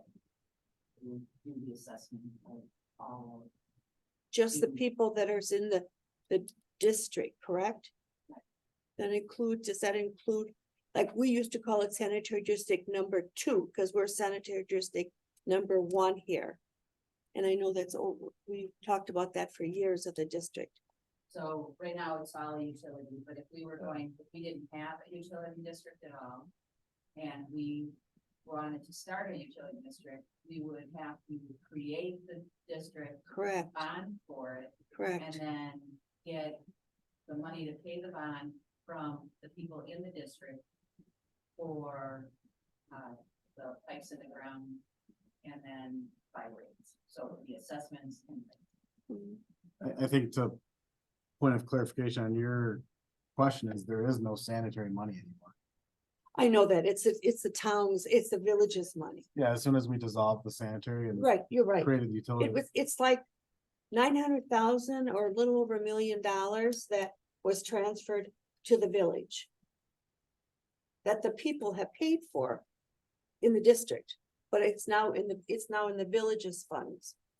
Right, the money that came into the utility. Right. Is now everybody in the village's money, just as much as the burden for all utility decisions is upon everybody in the village. Yeah. But we do have a utility fund where it's just like we have the compost. Well, that's what I mean. You put that money into, the money that came over into the village is now gonna be what we're talking about here, all of it? Okay, that's what I was just wondering. And how would do it if we didn't have that money? Well, that was the question that Mike came up with. He said when we, at the last meeting, the question was, we didn't have a policy in place and he thought we could maybe make a motion to move money from the unrestricted and the thoughts where we should have a policy before we just Okay, make a motion during budget. no, I'm not saying, anything gets it. I was just trying to figure out how you would do that. That was all. And I understand it's the village's money. Yeah, I mean, it's the same thing with Circle Crest. Well, yeah, There's no funds that were designated when the sanitary was around to do the Circle Crest. right. It's now the motive of the utility via the village. And they're being assessed for their work over there. The district's not, the utility here is really not paying for anything over there. They're gonna be assessed, just like we were when we got sewer. Is that correct?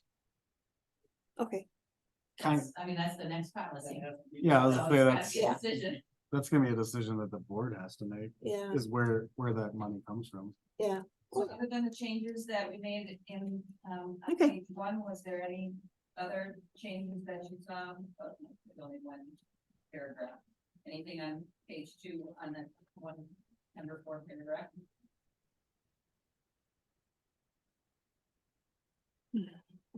And then if we so choose, would you like to,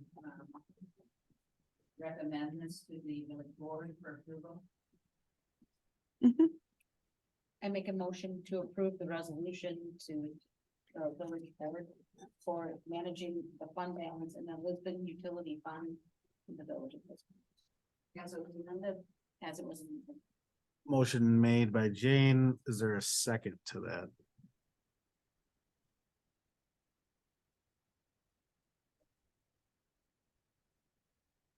All right, I'll second. Motion made by Jane, seconded by Mark.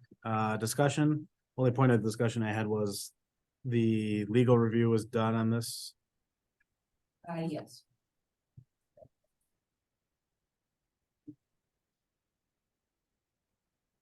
Same. I think.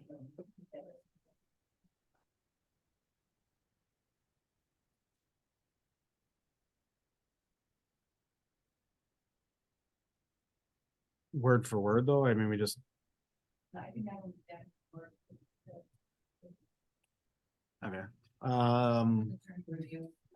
It's like. And then change. And then. The motion. I amend the motion to include attorney review prior to recommending to the board. Motion made by Jane, second is still okay with that. Continuing on discussion then. Any further? All in favor, say aye. Aye. Opposed? Motion carries 4-0.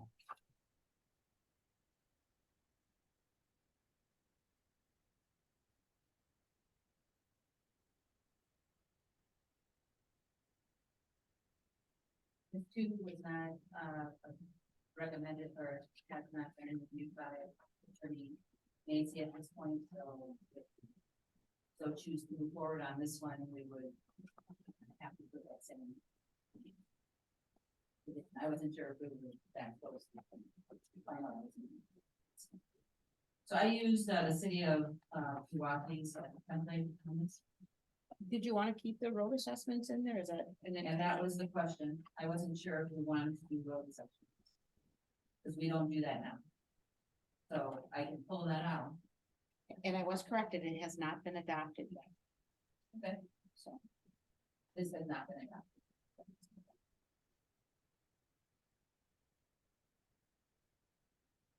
So currently we do not do any assessments on roads. So I left it in there because it was in the code that I was using as a template, but I wanted to talk to you about it if you even wanted to fit something like that. Because we got, you have roads kind of capital projects, taking funds. Yeah, so the only question I had on that was, is this road specific to only ones that are impacted by the installation of sewer? I was thinking the same Or is thing. this is this unclarified to now represent every? I thought it was for roads. Cause it's a, establish a special assessment payment. It's not specific to just, What I'm seeing with this being a resolution, if that's what's up, this would be for a specific project. okay. It wouldn't be an ordinance for you guys special. Right. You'd have an ordinance special assessment, but then every project you have, you adopt a resolution. For the items you want a special assessment, you set a payment policy, that's all project specific. I think you need the ordinance more broad that you're able to, Okay. that's just, seeing that as a resolution, I think, yeah, it's project specific.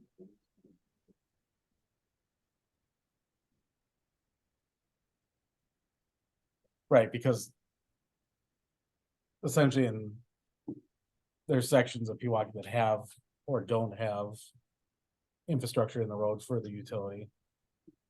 And there is a residential cap on all their properties, but their commercial is 100% reimbursed by frontage of the property owner. I explained that correctly? Yeah, and essentially, if there's road costs, if we're just going in to do. Yeah, it didn't have any intentions on rebuilding the road, then those payments, the road reconstruction costs. Or patches gets divvied up between the water and sewer costs. It's not a specific. Assessment. To that, it would just go into those two projects. So speaking about that, since it's gonna be doing the design, are you thinking that we're going to tear the road out in Circle Crest and replace a whole new road? We're putting utilities on the road, that whole road. Okay. Yeah, and By it's, the time you're done with Designing it. laterals and the mains, I mean, it's. Pretty much like that. I just wanna make sure when he's writing the design. that we were on the I same mean, we page. could, you try it, or once we do field work, we can look at putting utilities off, and we'll wait until it's patched, or we're putting lateral. Then we put utilities in the ditch. Yeah. Unless you've got a really wide right of way there. ain't gonna happen in there.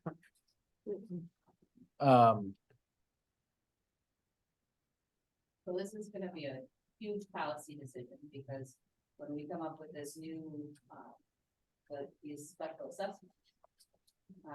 The village board is going to need to know, or gonna make the decision if it's going to be a 10-year, that will do the special assessments broken up by 10 years or 15 years. Now that they're coming in so high, what is the acceptable amount of years? I mean, it's been 10 years, I think, for that. So they individually assess for the road impact in each project? You pick what you want to assess for, so. We have clients that have, City of Mayville, they have specifically, they have it spelled out right. How long curb length is, how long driveway. So if it goes beyond that, if the curb's over 30 years old, and they do a street project, then homeowners get fully assessed for that. They redid the street, it's like 22 years old, they do the prorated special assessment. Other communities have their ordinance written so broad that they can pick and choose project by project what they want a special assessment. Yikes. So, Well, I mean, I guess, it's really say, up to what you. is you're gonna essentially have to establish a useful life for every road. No, that's just one community that, Right, but do they? for every road. Yeah. No, they written for items like curb and gutter, driveway approach, asphalt pavement, and it's 12 years, 15 years, just things like that. And it's just like a little table in the ordinance. Thanks. That's like, don't we have to keep this in here in case it's used? If it's not in here, then we can't use it. I mean, it's not there to Well, use. we're gonna need to have some kind No. of an ordinance that gives us the ability to assess. Right. They You're don't you're have- talking about the road special assessment, correct? Yes, yeah, I mean, that's up to the village board. if they want to exactly. create a policy. You have to have it in there. Wouldn't this be as just the construction project and be kind of vague on it? So the construction of this, he's gonna give a design and have the construction project, it's gonna, where all the mains are gonna cost X amount of dollars. You have to make the decision if you're going to assess by footage, the pipe footage as it goes across, or if you're going to assess by per property. And that's kind of what my municipality did, it was per property. And then if the property is not developed, then the assessment stays on until they develop. Something like that. So in front of you, I have another ordinance. Mhm. of, Definitions. Brookfield.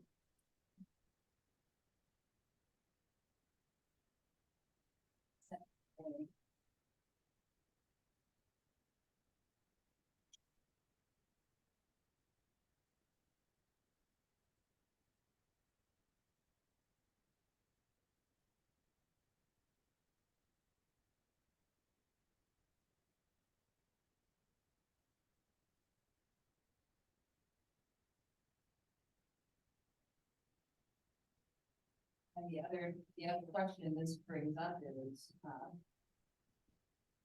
that we might want to talk about at the next meeting is, connection. Are we going to require every property in Circle Crest to hook up? If you decide sewer and water, everybody just hook up sewer and water. We have 1 year from when the system goes in to hook up. But you're not gonna like do what we did before and now bring the sewer to a house and then back it off, because that house doesn't want to have sewer. We're gonna complete the whole. I don't even know if we can't even answer that question at this point because we know the water is going in, but the sanitary is, I mean, it could be cost prohibitive. Well, I'm just giving an example of what still needs to be discussed. The same with the water. Are you going to require everyone, if we're just do water, are we gonna require everyone in that this line is going past their house, they must? I believe we should. We should. Yeah, Well, and it says 2 years in here, not 1 year. that's their. Yeah. Well, and Ours is even 1 year. Brookfield has it, if your well is so old, they give you different dates, so like, Yeah. the people that have the new well installed, at least it would kind of address some of their concerns. Although if they have a brand new one installed and it's paid for by Len's. Yeah, no money into it at all. Len's don't get water. Mhm. Lands will probably won't that well out of service, so they don't have to maintain it. Yeah, because they're gonna have a guarantee until the But policy says it's It's expired. gonna be gone as soon as the system's in, they have no longer have any wells in. Well, a lot of times like Menominee Falls, they keep their old sewers, old Old water. wells for the streets, for the Outside stuff. yards and sprinkling. washing cars and all that stuff. That's what has to be They decided. did that at my mom's place, but they only allowed the people in Greenfield to keep it for like 2 years and then they had to. Yeah. And so then people made the decision that, oh, it wasn't worth replumbing again afterwards to allow the well. It's impossible to manage. The As- DNR makes you go through and issue private well permits for anybody connected to municipal water. Town of Brookfield does that also. And it's impossible to regulate. But the thing, the one thing we do have is that, with this fund, if they hook up immediately as we put it in the ground, all of that cost would be covered, you know, the well. Yeah. Abandonment. and Yeah. All of that would be covered in the cost of the whole project. So then is there a mandatory abandonment policy?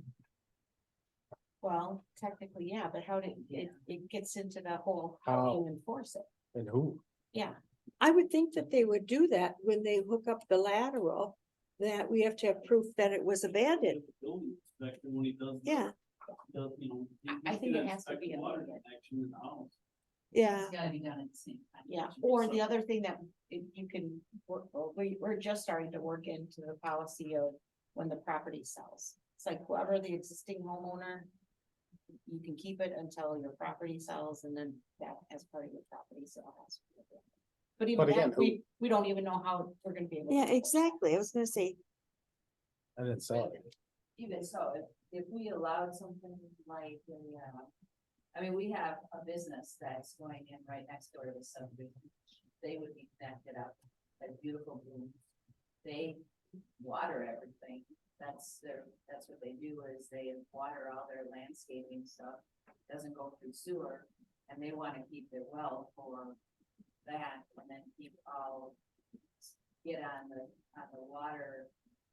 and The sewer house. For the building, you know, all the plumbing, and everything that's in the building, but they want to be able to continue using a well for their business. To water all of the, irrigate all their plants and trees and things. that Yeah, they- then you're still gonna have a policy, a private well policy that somebody will have to manage. And with that, you have to make sure that you establish this private well policy, you establish the terms of your permitting, you know, a certain amount of time, and then, you have to make sure that even though it's not gonna be used for drinking, you have to make sure it's tested every so many years and the well is up to code. So, when you sell the house, you have to have it tested as well for the new owner. But well, then that's why I just think you get rid of it at that time. Exactly. Be So I easier. understand if you wanted to make like concessions for a business. For a business, I would think that, you know, you could possibly do something like that. It's a commercial, residential, so all connect and Mhm. abandoned to us. But that's a policy decision, that's a huge one, because they're gonna ask if they can keep their wells for that purpose. If it's, you know, for washing their cars, or they don't wanna pay for the water of the, you know, for watering their grass. So right now, for water, they pay on the meter, they're not paying a flat fee like we do for the sewer. In this case, this community, if they go with sewer and water, they won't be paying a flat fee for sewer either, because they have water, so they would pay the actual amount. Do your residential, are they allowed BWs? They are starting, that's actually what they're looking into right now. A few of them they have, they. I think when I looked at, Suffolk's code, they make some changes in usage during the summer months. Yeah, they Deduct for do some- that also, right? They, Yeah. the summer months, they figure people aren't watering, so they pay a little less. Yeah, so they pay less. And I guess that's what I thought they would do with the school too, that they would Just look cut. at, instead of using the metered usage, they would take a look at what their other off-season stuff is. Okay. So we have this, ordinance, it's a resolution, but it's gotta become an ordinance, so it's a work in progress. So do you think there's some merit to coming to the board and asking them how they feel about some of this stuff? Or are they just relying on us to provide those options? No, that was gonna be my next point, was that this is different than the last one we just did, in the sense that, I mean, this has got years down the line of implications in it with the road and, For finances, yeah. you know, for us, 'cause we I mean, and it's. I look at like this business next to the Circle Crest, they're not part of Circle Crest, but. You know, they're gonna have different motives than a private home. You know, so. Okay, so we're not gonna do anything. With this. I think we should kick it to the board to, Look at it There's at just so least. many variables that if we made a decision one direction and they'd be like, well, there's no way I would agree to that. You know, at least to Exactly. get some kind of a consensus to what, yeah, what direction they want us Mhm. to go. I mean, the road assessment is the prime example, is like, do you really want to go down and start that process? Right. Because that has huge. I didn't think so, but I didn't wanna take it out just in case it meant something different than what I read it. Since I read it and it's here from start. Assessing for roads and the road, just don't do that. Other municipalities do though. They do assess for their roads. Yeah. So they take it out, pretty much take it out of the general fund. And they assess everybody for roads, just like in Milwaukee when we had to do our, sidewalk. So they come and say, this sidewalk, that's the other places I had, that was like, at that time, it was like $300 a square, and we were like, stop marking our squares.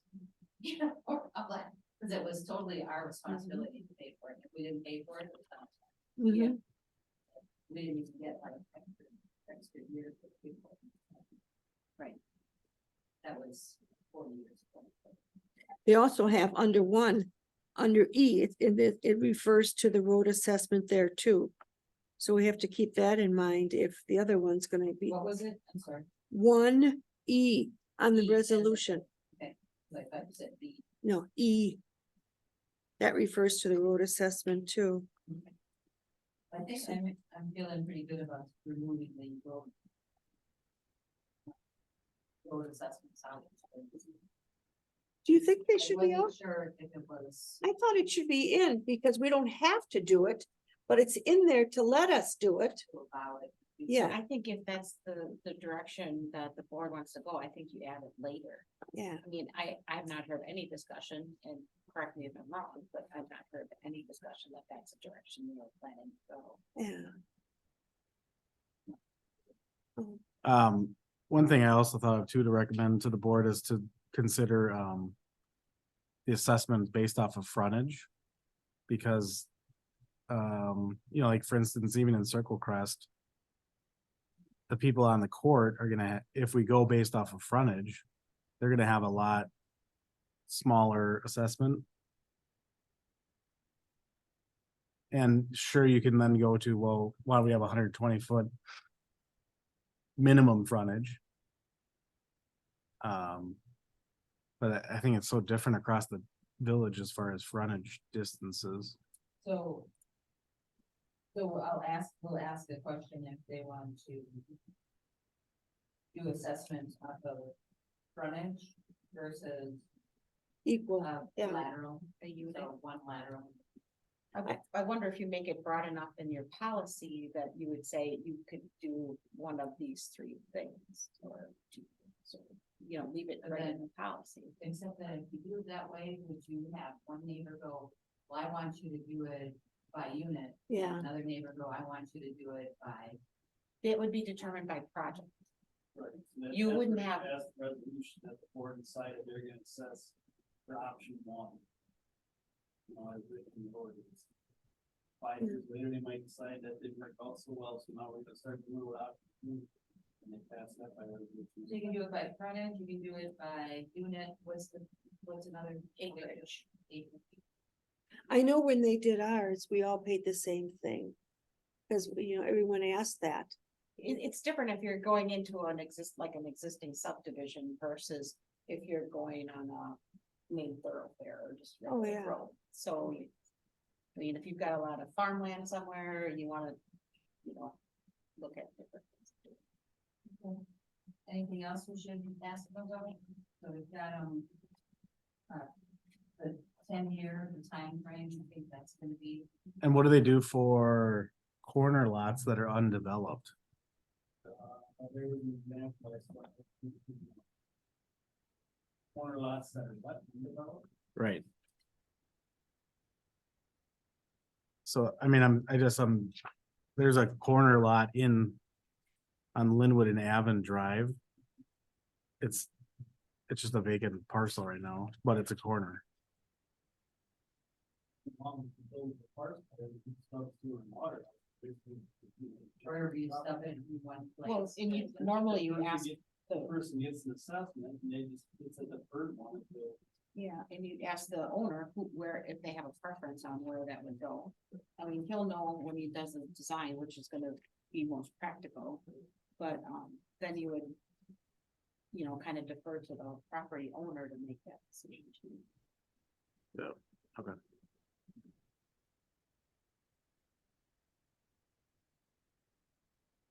Well, we didn't And talk so about the, if they are. So the question would be then, if they are, if we decide we're gonna go with frontage and they are a corner lot, and we're gonna go around their whole corner, Mhm. do we? Do the do corner two side? sides, or do we do one side where the ladder is? Typically you get a break that's different in different communities. This one, if you read it, I think you add the Two sides and divide by two. Some of them do it's the long side, not the short side, some of them use the short side plus this. Yeah, it's like you guys learned the policy. Well, Typically for a corner.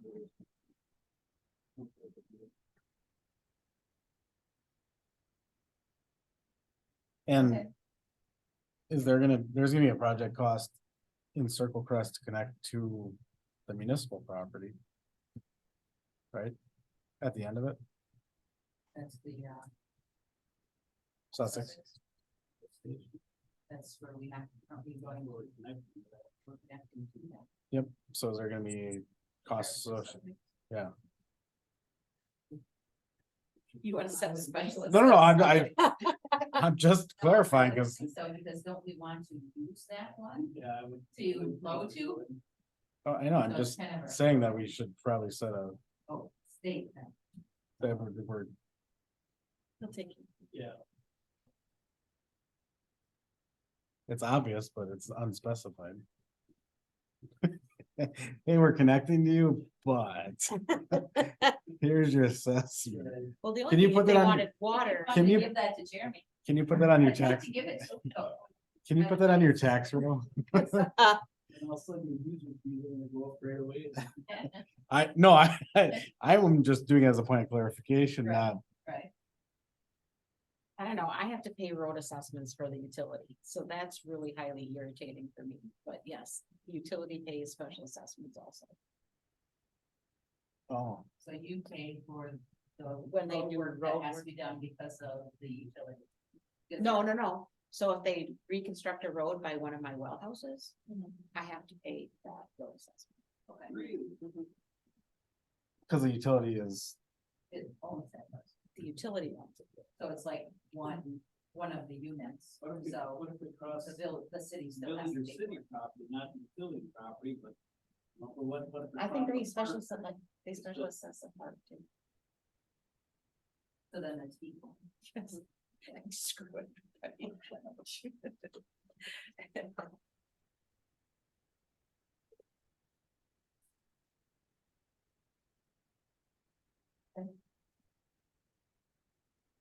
All right, so that's the last thing we work on before we. Get something to the board. so we're gonna have no action other than recommending to the village board for direction. mhm. Bring it back. Okay, so we don't even need a motion. Okay. All right, we have reached the finish line. If anyone wants to make a motion for adjournment, I make a motion, we adjourn. moved by Linda, seconded by Dan. Any discussion? All in favor, say aye. Aye. Opposed? Motion carries 4-0 Yes, 8:34. is the conclusion. These meetings are not short.